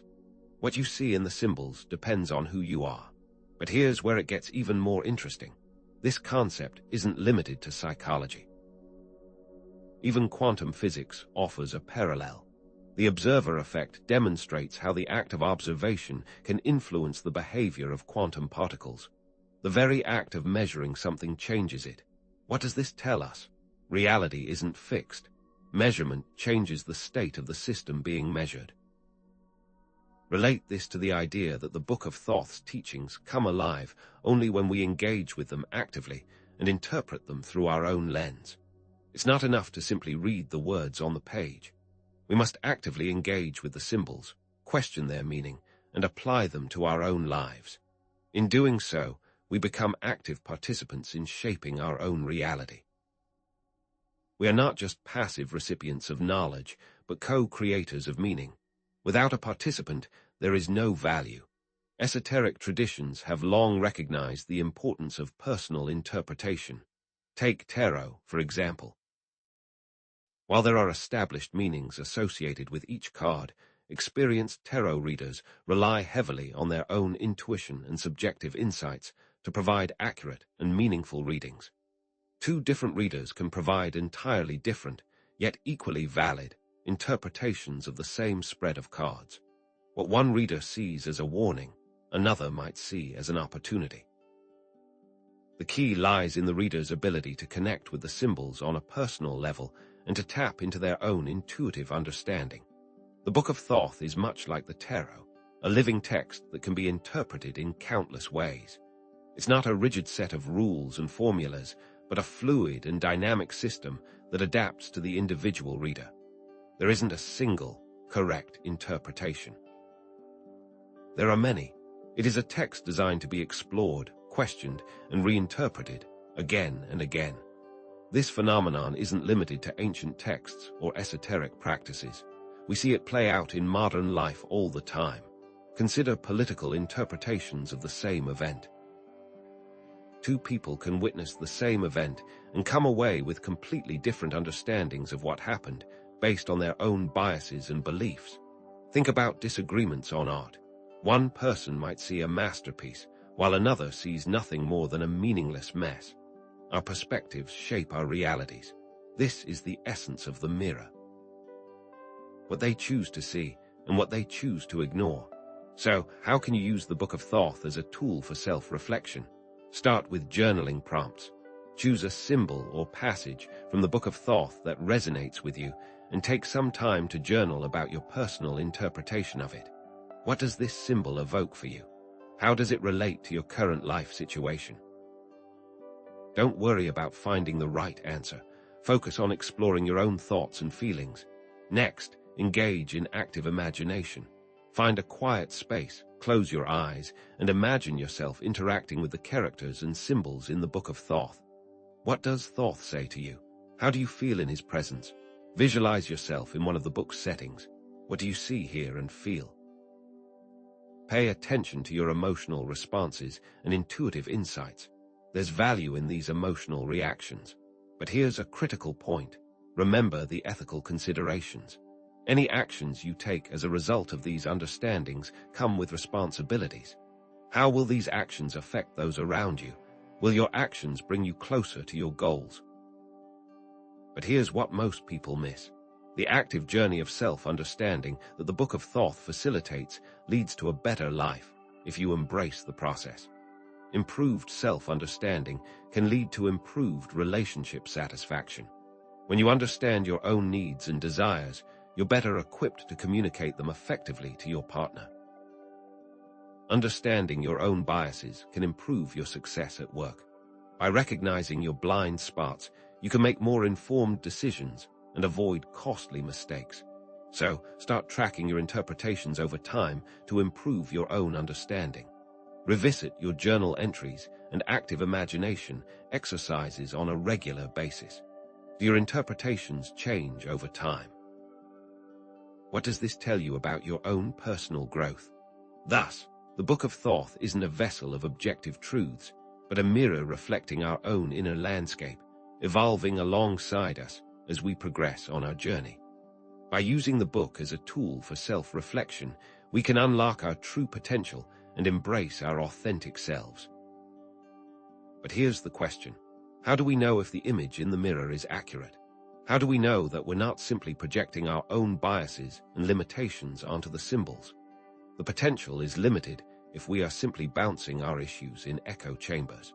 To validate the insights from the mirror, we need outside confirmation, and what better outside source than trusted relationships? The ultimate power lies in the power to reach out, not the power to shut in. What if sharing and exploring the concepts in the Book of Thoth with others will dramatically improve your understanding?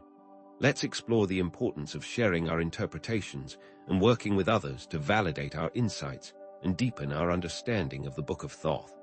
What if these secrets are best shared? But is individual insight truly enough? What if the echo chamber of one is, in fact, a trap, limiting your ability to grasp the full scope of the Book of Thoth's wisdom. Think about it. Can any single person, no matter how intelligent or insightful, truly be objective and unbiased? What if some aspects of the Book of Thoth can only be revealed through shared insights, through the collision and fusion of different perspectives? Consider the image of a lone scholar, hunched over ancient texts, poring over every word in isolation. Now, contrast that with a team of researchers, each with their own area of expertise, collaborating on a complex project. Which approach is more likely to yield groundbreaking discoveries? The key is that different minds bring different strengths and perspectives to the table. This is where the power of collective intelligence and group dynamics comes into play. Diverse perspectives, constructive criticism, and collaborative problem-solving can lead to more innovative and effective solutions than any single individual could achieve alone. Studies on the wisdom of crowds have shown that aggregating diverse opinions can often outperform individual experts. The average of a large number of estimates is often closer to the truth than most of the individual estimates. Each person brings their own biases and blind spots, but these tend to cancel out when you average a large enough group. Social psychology offers further insights. Concepts like confirmation bias and groupthink highlight the importance of seeking out diverse viewpoints to avoid these pitfalls. Confirmation bias is our tendency to favor information that confirms our existing beliefs, while ignoring or downplaying information that contradicts them. Groupthink, on the other hand, is a phenomenon where the desire for harmony within a group leads to irrational or dysfunctional decision-making. It suppresses dissenting viewpoints. Echo chambers, whether online or offline, can reinforce existing beliefs and limit exposure to new ideas, further exacerbating these biases. This is precisely why the scientific method relies on peer review. Scientists submit their findings to other experts in the field who scrutinize their methods, data, and conclusions. This process helps to identify flaws, biases, and alternative interpretations, ensuring that scientific knowledge is as accurate and reliable as possible. Science is built on this concept, and it's not just science. Many esoteric traditions also rely on teachers and students for guidance. Gurus, spiritual leaders, and community serve as essential components of a seeker's journey, providing support, feedback, and diverse perspectives. Mentors, coaches, and guides are widely used in modern self-help circles for a reason. No one goes it alone. Even modern society is built around collaboration. From the workplace to the government, we rely on diverse teams and groups to solve complex problems and achieve common goals. The key is to find a healthy balance between individual initiative and collective effort. So, how can you apply this to your own exploration of the Book of Thoth? How can you share your interpretations and work with others to deepen your understanding? First, find a trusted community. Seek out online or offline groups where you can discuss your interpretations with like-minded individuals. Numerous online forums and esoteric study groups offer opportunities to connect with others who share your interest in the Book of Thoth. Seek out groups with diverse perspectives, representing different backgrounds, beliefs, and experiences. Don't just surround yourself with people who agree with you. Next, engage in constructive dialogue. Learn how to engage in respectful and productive conversations, even when you disagree with others. Emphasize the importance of active listening, asking clarifying questions, and avoiding personal attacks. Be open to changing your mind based on new information. If you aren't willing to change your mind, then you aren't truly searching for the truth. Then, validate your insights. Compare your interpretations with those of respected scholars, teachers, or practitioners in the field. Consult specific books, websites, or individuals that can provide guidance. Be critical of all sources, even those that are highly regarded. No one has a monopoly on truth. To integrate these relationships into your daily life, schedule regular study sessions with your group, setting clear goals for each session. Learn from those you disagree with, seeking to understand their perspective and identify any valid points they may have.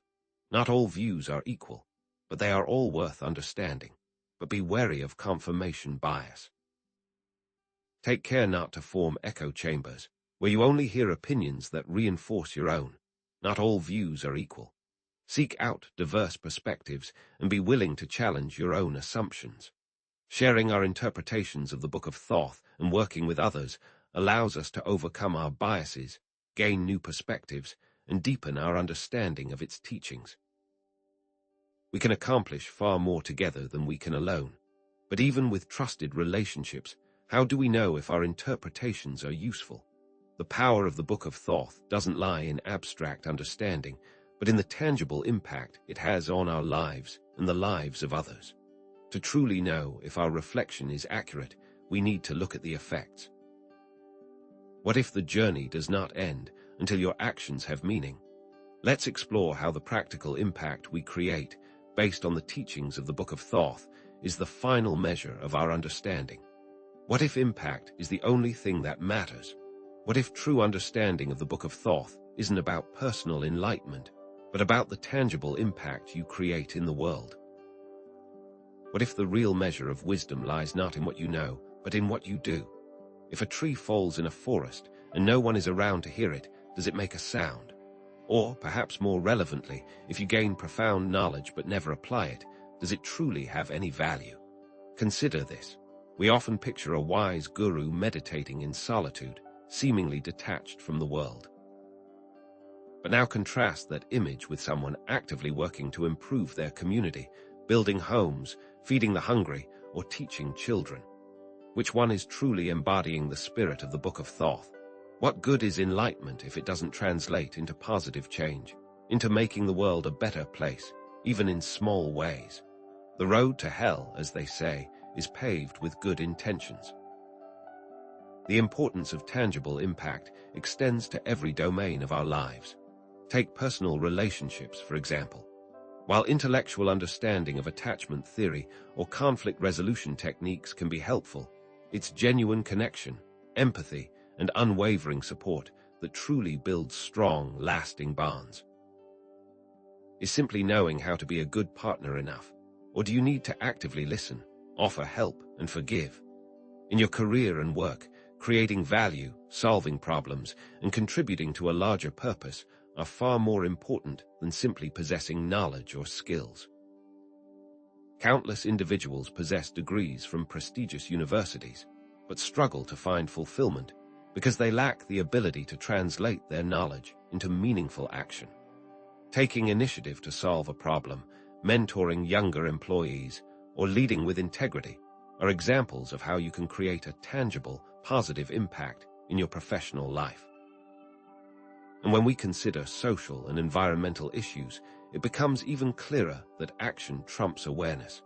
We are bombarded daily with information about injustice, inequality, and environmental degradation.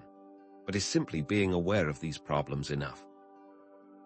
Volunteering your time, donating to effective charities, and educating yourself and others on important issues are ways to translate your awareness into meaningful change. These impacts are intrinsically linked to the core concepts we've discussed previously. Embracing interconnectedness naturally causes you to act ethically, considering the impact of your actions on others and the planet. Releasing the ego allows you to forgive, to understand others' perspectives, and to build stronger relationships based on empathy and compassion. The key is to see these concepts not as abstract ideas, but as guiding principles for action. But here's where we need to consider the ethical implications. Is your impact truly helping, or is it inadvertently hurting? Are your actions aligned with your values, or are you simply pursuing selfish goals under the guise of making a difference? So, how can you translate your understanding of the Book of Thoth into tangible impact in your own life? The first step is to identify your core values. What issues do you care about most deeply? What makes you angry, frustrated, or heartbroken? Is it protecting the environment, promoting social justice, or supporting education? Think about what your values actually are versus the ones you claim to have. Once you've identified your values, set meaningful goals that align with them and contribute to a larger purpose. Make them SMART, specific, measurable, achievable, relevant, and time-bound. Instead of simply saying, "I want to help the environment," set a goal to volunteer at a local environmental organization for 2 hours each week, or make a commitment to reduce your environmental footprint by 20% in the next 6 months. The most important thing is to take consistent action, no matter how small. Donating a small amount of money to a cause you care about each month, writing a letter to your elected officials advocating for change, or simply making a conscious effort to be kinder and more compassionate in your daily interactions can all make a difference. How do you ensure your actions have a positive effect? You must audit your life. Write down a list of what you do and how it helps others. Track your environmental impact from your carbon footprint to your waste production. Are there areas where you can improve? How do you start? Ethical considerations are also important when setting your goals. If you're seeking to improve your career, what are you giving back to the company? Are you mentoring others, contributing to team projects, or simply doing your best work? Are your ambitions aligned with the greater good, or are you sacrificing your values for personal gain? The true measure of our understanding of the Book of Thoth lies not in abstract knowledge, but in the tangible impact we create in the world. Knowledge without action is meaningless, like a seed that never sprouts. We must put our understanding into practice, translating our values into concrete actions that make a difference in the lives of others and the health of our planet. We must also take action to ensure that our deeds benefit those around us. Knowledge in action, wisdom in practice. But what if the meaning changes? If we evaluate our actions as good or bad, who is making that evaluation? Are we truly seeing the whole picture? What if the consequences of our actions extend far beyond our comprehension, rippling through time and space in ways we can't even imagine? The final piece of this puzzle involves surrendering to the unknown and accepting that we may never fully understand the ultimate impact of our actions. What if the ultimate power is simply to trust that everything is unfolding as it should, even when we can't see the full picture? The final concept is trust, and the journey it takes us on. But what if the ultimate destination is uncertainty? What if the true, ultimate power spoken of in the Book of Thoth isn't about possessing all the answers, having perfect control, or achieving unwavering certainty? What if it's about something far more paradoxical, being profoundly comfortable with not knowing? Imagine a life where the absence of knowing isn't a source of anxiety, but a doorway to serenity and wonder. Think about it. We spend so much of our lives seeking definitive answers, craving guarantees, and striving for a sense of mastery.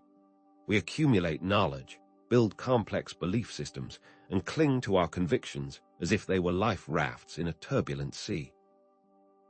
But what if the real treasure, the true power, lies not in the destination of absolute certainty, but in the journey of embracing the unknown?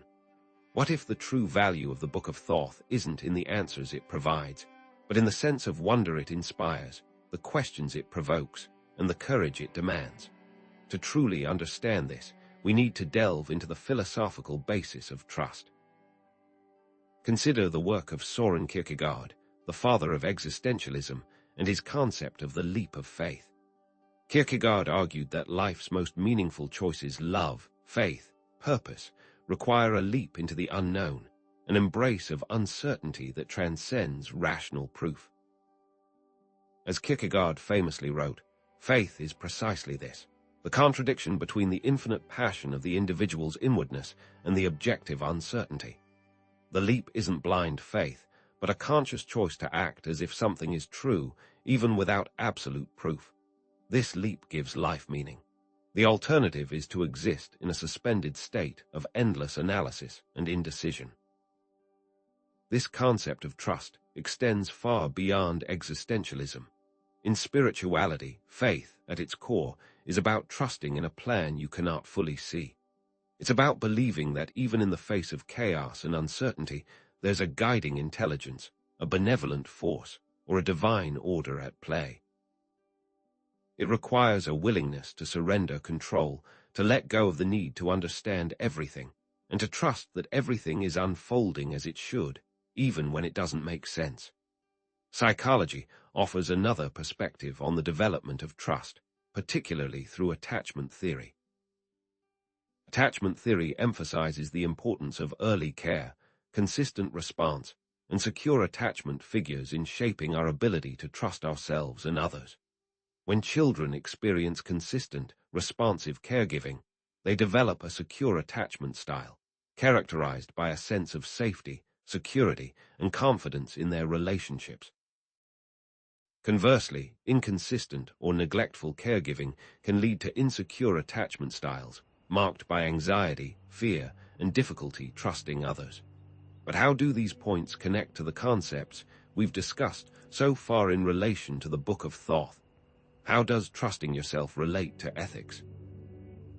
The more you trust your intuition, your inner guidance, the easier it becomes to act in accordance with your values, to make ethical choices that align with your deepest sense of integrity.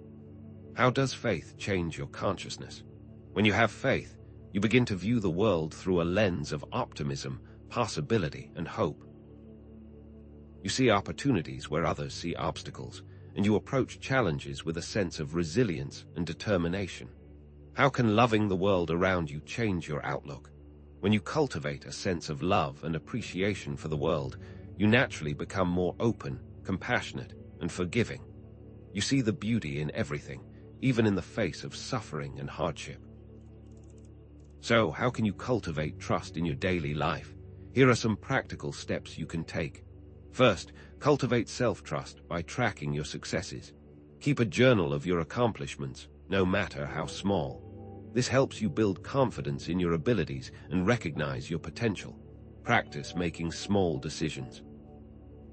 Start with simple choices, such as what to eat for breakfast or what route to take to work. As you become more comfortable making small decisions, you'll feel more confident making bigger ones. Second, practice gratitude.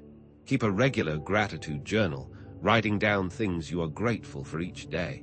This helps you shift your focus from what's lacking in your life to what you already have.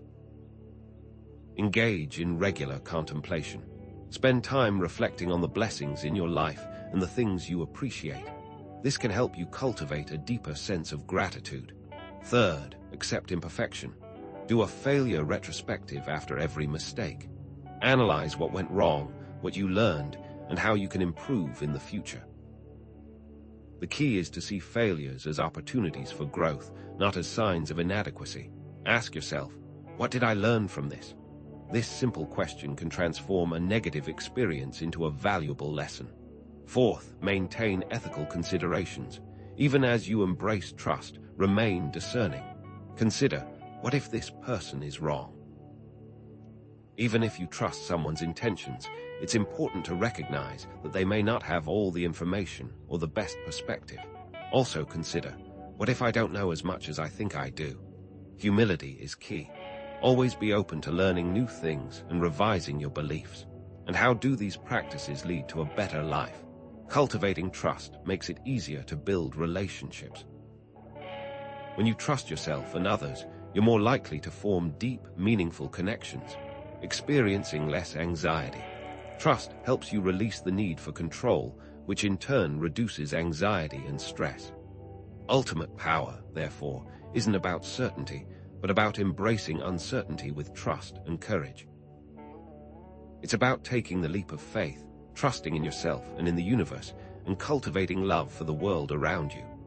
But what if all these ideas about power, even this redefinition, have missed the point entirely? We've explored control versus serenity, knowledge versus wisdom, action versus awareness, and now certainty versus trust. But what if the very notion of power itself is a distraction from something far more profound? What if this entire journey, this quest for ultimate power, as revealed by the Book of Thoth, was simply designed to reveal love? What if the real secret isn't about acquiring something external, but about recognizing something that has always been within us? What if everything we've discussed, the wisdom, the action, the trust, the surrender, ultimately boils down to love? The final concept we will be exploring is love and loving everything. But what if there is nothing but love? But what if our understanding of love itself is incomplete? What if the love we experience in our daily lives, the romantic love, the familial love, the love for our friends, is just a shadow of something far grander, far more fundamental? Is love merely a feeling, a fleeting emotion, a chemical reaction in the brain? Or is it something far deeper, a force that permeates the very fabric of reality? Think about it. We often limit our understanding of love to romantic relationships or familial bonds. We see it as something we feel for specific individuals. But what if love is not just something you feel, but something you are? What if love is not just a connection between two people, but the very foundation of all connection, the underlying principle that binds the universe together? Is our idea of love too small? To truly grasp the magnitude of love, we need to explore it from various perspectives. Let's begin with neuroscience. Studies have shown that love, at its most basic level, is a complex interplay of neurochemicals. Hormones like oxytocin and dopamine flood our brains, creating feelings of connection, bonding, and well-being. Oxytocin, often referred to as the love hormone, is released during physical contact, such as hugging or kissing, and promotes feelings of trust and attachment. Dopamine, on the other hand, is associated with reward and motivation, reinforcing behaviors that lead to connection and intimacy. These chemicals influence behavior, but do they define love? But here's the thing. Reducing love to mere neurochemicals misses the bigger picture. It's like saying that a symphony is nothing more than a collection of notes. While the notes are essential, they don't capture the beauty, the emotion, the profound impact of the music. Similarly, while neurochemicals play a role in our experience of love, they don't fully explain its essence. To delve deeper, let's turn to philosophy. In Christian theology and other spiritual traditions, there's the concept of agape, which is often translated as unconditional love. Agape is not simply a feeling of affection or attraction, but a deliberate choice to extend love and compassion to all beings, regardless of their actions or beliefs. Think about the teachings of Jesus on loving your enemies, on turning the other cheek. This isn't about condoning harmful behavior, but about recognizing the inherent worth and dignity of every human being, regardless of their flaws or mistakes. Agape extends to all, even those who seem unlovable. And it's not just Christianity. Similar concepts exist in other traditions. In Buddhism, there's the practice of loving kindness meditation, which involves cultivating feelings of love and compassion for oneself, loved ones, neutral individuals, difficult people, and ultimately, all sentient beings. This is a conscious effort to expand the circle of love beyond our immediate connections and embrace the entirety of existence. Now, let's consider physics. How does love manifest in the physical world? While it may seem like a stretch, there are connections to be made. Consider the fundamental forces of the universe, such as gravity and electromagnetism, which bind matter together. Gravity draws celestial bodies together, creating galaxies, solar systems, and planets. Electromagnetism holds atoms and molecules together, forming the building blocks of life. Are these forces, in a sense, expressions of love? Are they the universe's way of connecting and unifying itself? Think about quantum entanglement, where two particles become linked in such a way that they share the same fate, regardless of the distance separating them. If you measure the state of one particle, you instantly know the state of the other, even if they're light years apart. Einstein famously called this spooky action at a distance. But what if it's not so spooky? What if it's an expression of the interconnectedness of all things, a manifestation of love at the quantum level? What if love is simply the most fundamental force? Finally, let's connect this to esoteric concepts. As we've discussed before, consciousness is not limited to the brain, but permeates the entire universe. And what is the source and destination of this consciousness? Love. In the Kabbalistic tree of life, love, or Hesed, is one of the 10 Sephirot, representing divine grace, compassion, and abundance. It's the foundation upon which the other Sephirot are built, the very source of creation.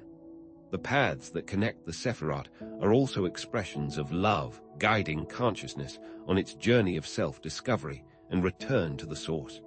Consider the science of mirror neurons.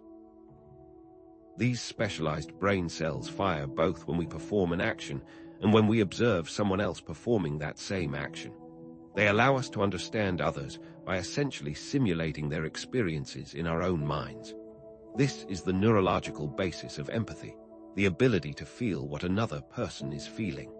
Isn't empathy, at its core, an expression of love? Is it simply the ability to see yourself in another, to recognize their shared humanity? So, how can you cultivate love in your daily life? How can you move beyond the limited understanding of love as a mere emotion and embrace it as a fundamental force and a state of being? The first step is self-love. You cannot truly love others until you love yourself. Practice self-compassion, acceptance, and forgiveness. Offer yourself the same kindness and understanding that you would offer a dear friend. Try this. Set aside a few minutes each day for self-compassion meditation. Close your eyes, take a few deep breaths, and bring to mind a situation in which you're struggling or feeling inadequate. Then repeat the following phrases to yourself.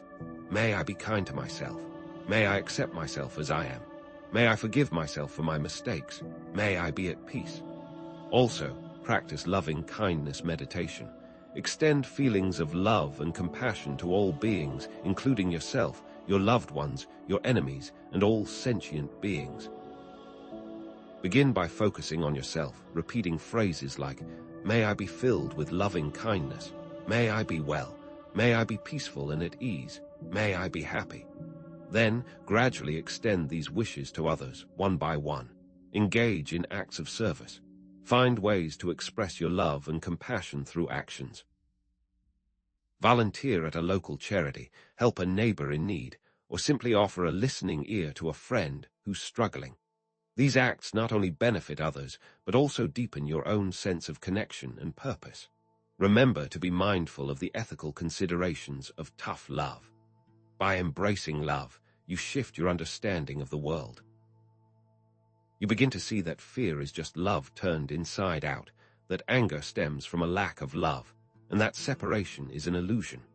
You realize that everything is interconnected, that we are all part of the same universal consciousness, and that love is the glue that binds it all together. Reducing conflict in relationships becomes easier because you are able to see through others' eyes. But what does this really mean? Think about it. By embracing love, you improve your overall health. So, ultimate power isn't about control, knowledge, or achievement, but about recognizing and embodying love in all aspects of our lives. We have seen methods for cultivating love and compassion. We have gone over the science, philosophy, and esoteric teachings. But what if even this understanding is incomplete? What if even this journey wasn't about reaching for something, but about seeing what was there all along? What if the ultimate power is simply to recognize that you are already love, and that everything you've been searching for has been inside you all along? What if the destination was the beginning? What if the book of Thoth was simply showing you your reflection? What if there is nothing else? But are you truly ready to embrace this? Are you ready to not just intellectually understand, but to feel in every fiber of your being that you are, in essence, love?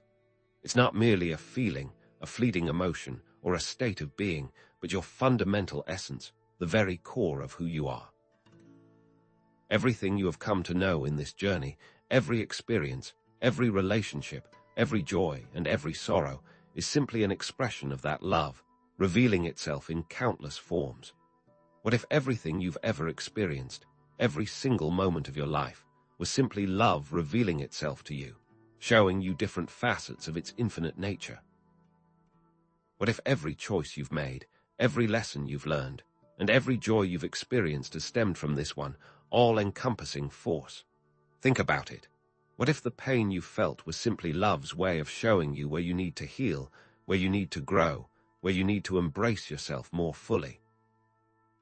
To truly grasp the implications of you are love, let's explore this concept from multiple perspectives, starting with spiritual traditions.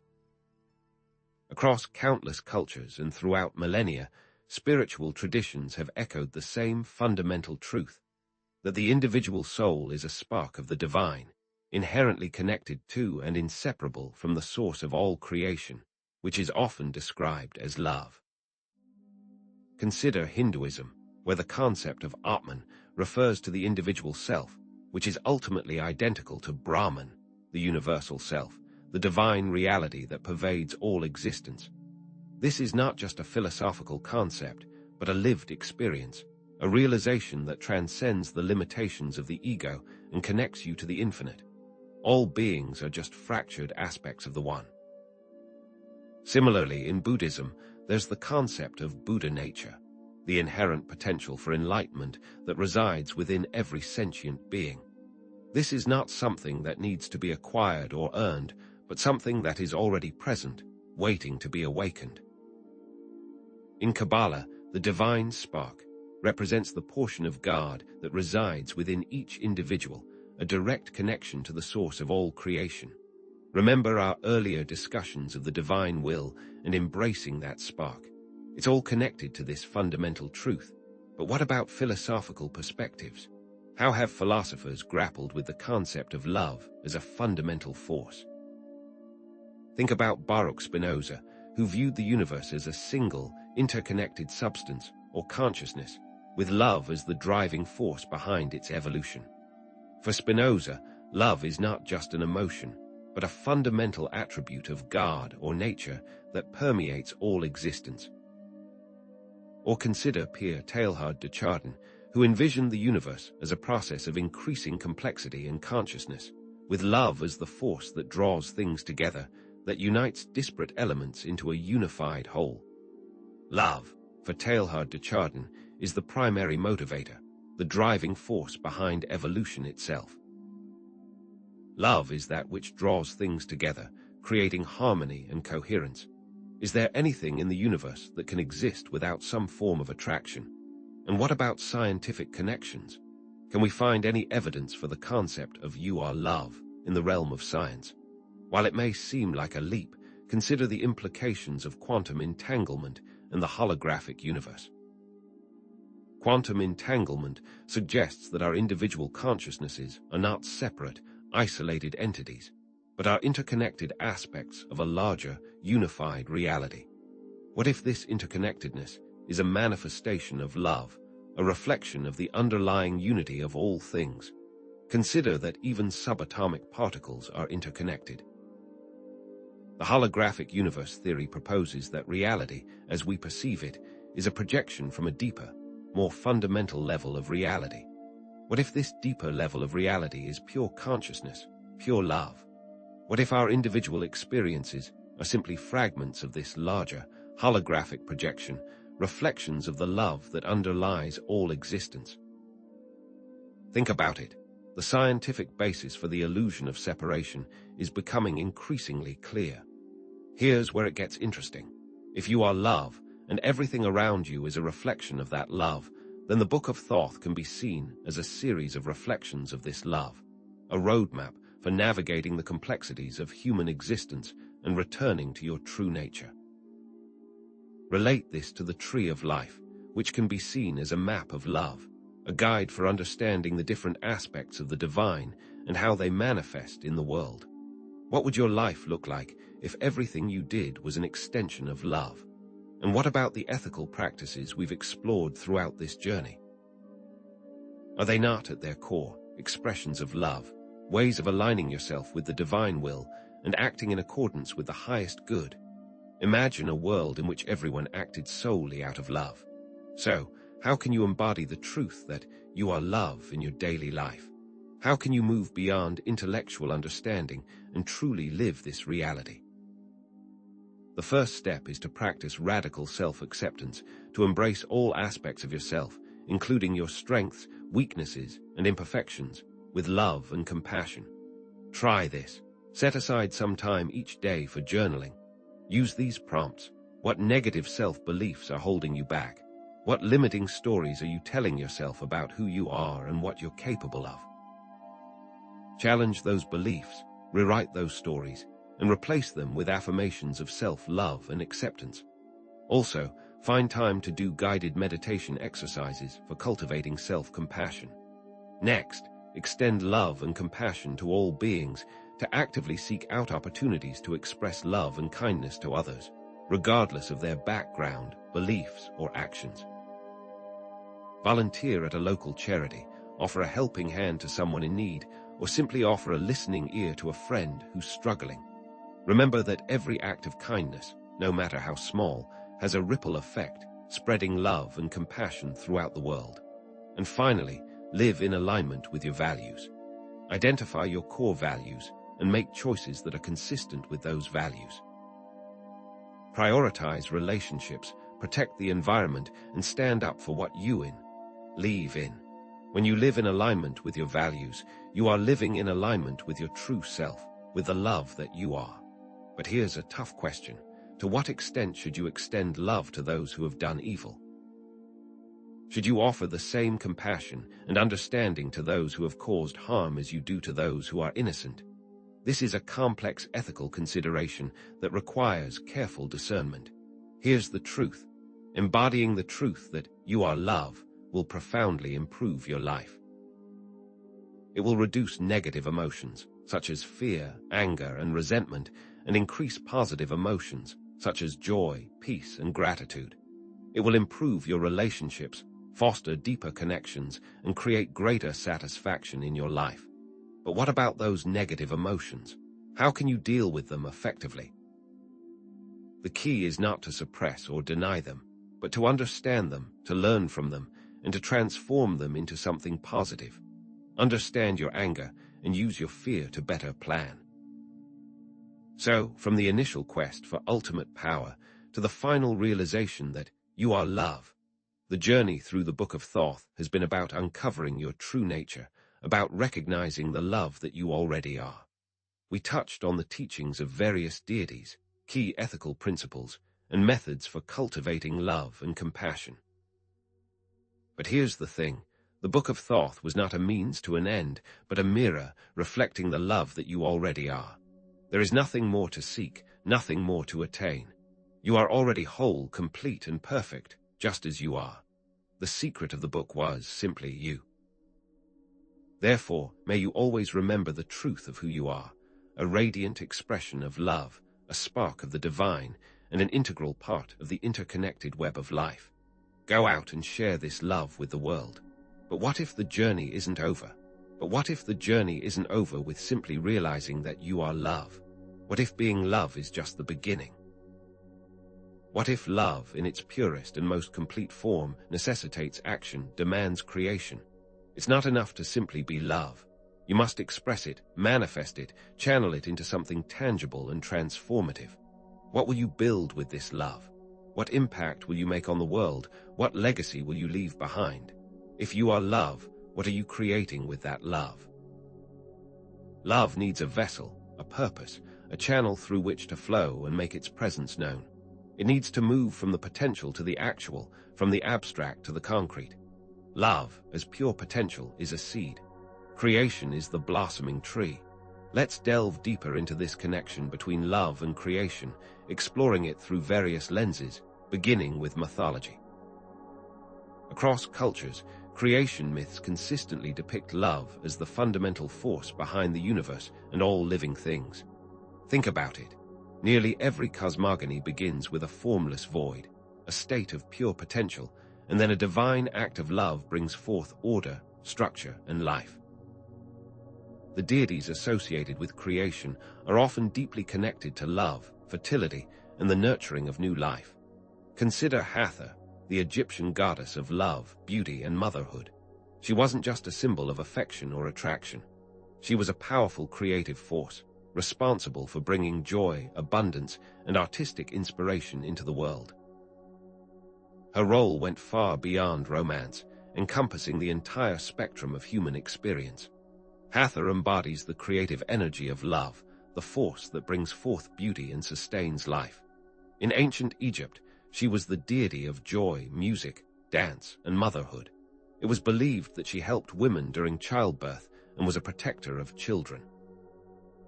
Hathor also represented the fertile earth, the source of all life. Or consider Eros, the Greek god of love and desire, known as Cupid to the Romans. He wasn't merely a playful cherub with a bow and arrow. He was a primal force, responsible for bringing life into the world. Without Eros, there would be no attraction, no connection, no reproduction, and no new life. Eros, driven by the primordial love, brings forth new life by piercing individuals with arrows of desire, compelling them to unite and create. But what about philosophical perspectives? How have philosophers explored this concept of creative energy and the role of love? Consider Nietzsche, who emphasized the importance of will to power, the fundamental drive for self-assertion, growth, and creation.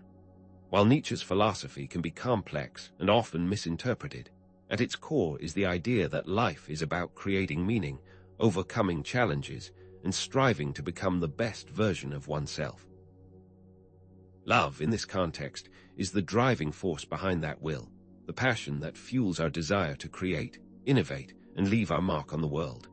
Without that will, there is only stagnation. Or consider the concept of élan vital in Henry Bergson's philosophy, the vital force that animates all living things, driving them to evolve, adapt, and create new forms of life. This force is not simply a mechanical process. It's a creative impulse, a surge of energy that pushes life forward, constantly seeking new expressions and possibilities. This is the foundation of all evolutionary creativity. Love is that force, the will to improve. And what about scientific connections? Can we find any evidence for this connection between love and creation in the scientific realm? While the word love may not be used in scientific discourse, the underlying principles are readily apparent. Consider the Big Bang, the event that birthed the universe. What was the driving force behind this expansion? What caused the universe to explode into existence? While science may not have a definitive answer, the underlying principle is one of creation, a sudden burst of energy that brought forth all matter, space, and time. Evolution, driven by reproduction, is another scientific example of the connection between love and creation. The survival and propagation of species depend on the drive to reproduce, to create new life. This isn't just a biological imperative. It's a fundamental expression of love, a desire to pass on one's genes, one's essence, to future generations. Think of the stars that forged within their cores the very elements that make up our bodies and the planet we stand on. Here's where it gets interesting. From an esoteric perspective, the journey through the tree of life is a profound act of creation, a process of manifesting divine potential into tangible reality. Each sephira, each attribute of God, can be seen as an expression of divine love, a different facet of the creative force that shapes the universe. The journey through the paths of the tree of life is a process of aligning yourself with these divine attributes, of channeling that creative energy into your own life, and manifesting your own unique potential. The Book of Thoth speaks of this as a path of illumination, a process of self-discovery that leads to the realization of your true creative power. Is love simply creation's fuel? Think about it. All artistic endeavors, from painting and sculpture to music and dance, depend on love, on a deep passion for the subject matter, a desire to express oneself, and a commitment to bringing something beautiful and meaningful into the world. Relationships, too, are creative endeavors, requiring constant effort, communication, and a willingness to grow and evolve together. Without love, they stagnate and wither. Consider the creation of families, businesses, and works of art. What are they if not expressions of love, tangible manifestations of our deepest desires and aspirations? The family is built on the love of raising children. The business is an expression of love for your craft. The work of art is the love of expression itself. The key is to recognize that creation is not just about making something new. It's about imbuing that creation with love, with purpose, and with meaning. So, how can you channel your love into creation in your own life? The first step is to identify your passions. What do you love to do? What activities bring you joy, fulfillment, and a sense of purpose? What do you love to learn about? What subjects ignite your curiosity and inspire you to explore new ideas? The answers to these questions will reveal your unique creative potential, the areas where you can best channel your love into tangible form. Once you've identified your passions, the next step is to set creative goals. What do you want to create? What impact do you want to make on the world? Starting a blog or YouTube channel, writing a book or song, painting a picture, or designing a new product, these are all ways to channel your love into creation. Set goals that align with your passions and values, goals that contribute to a larger purpose.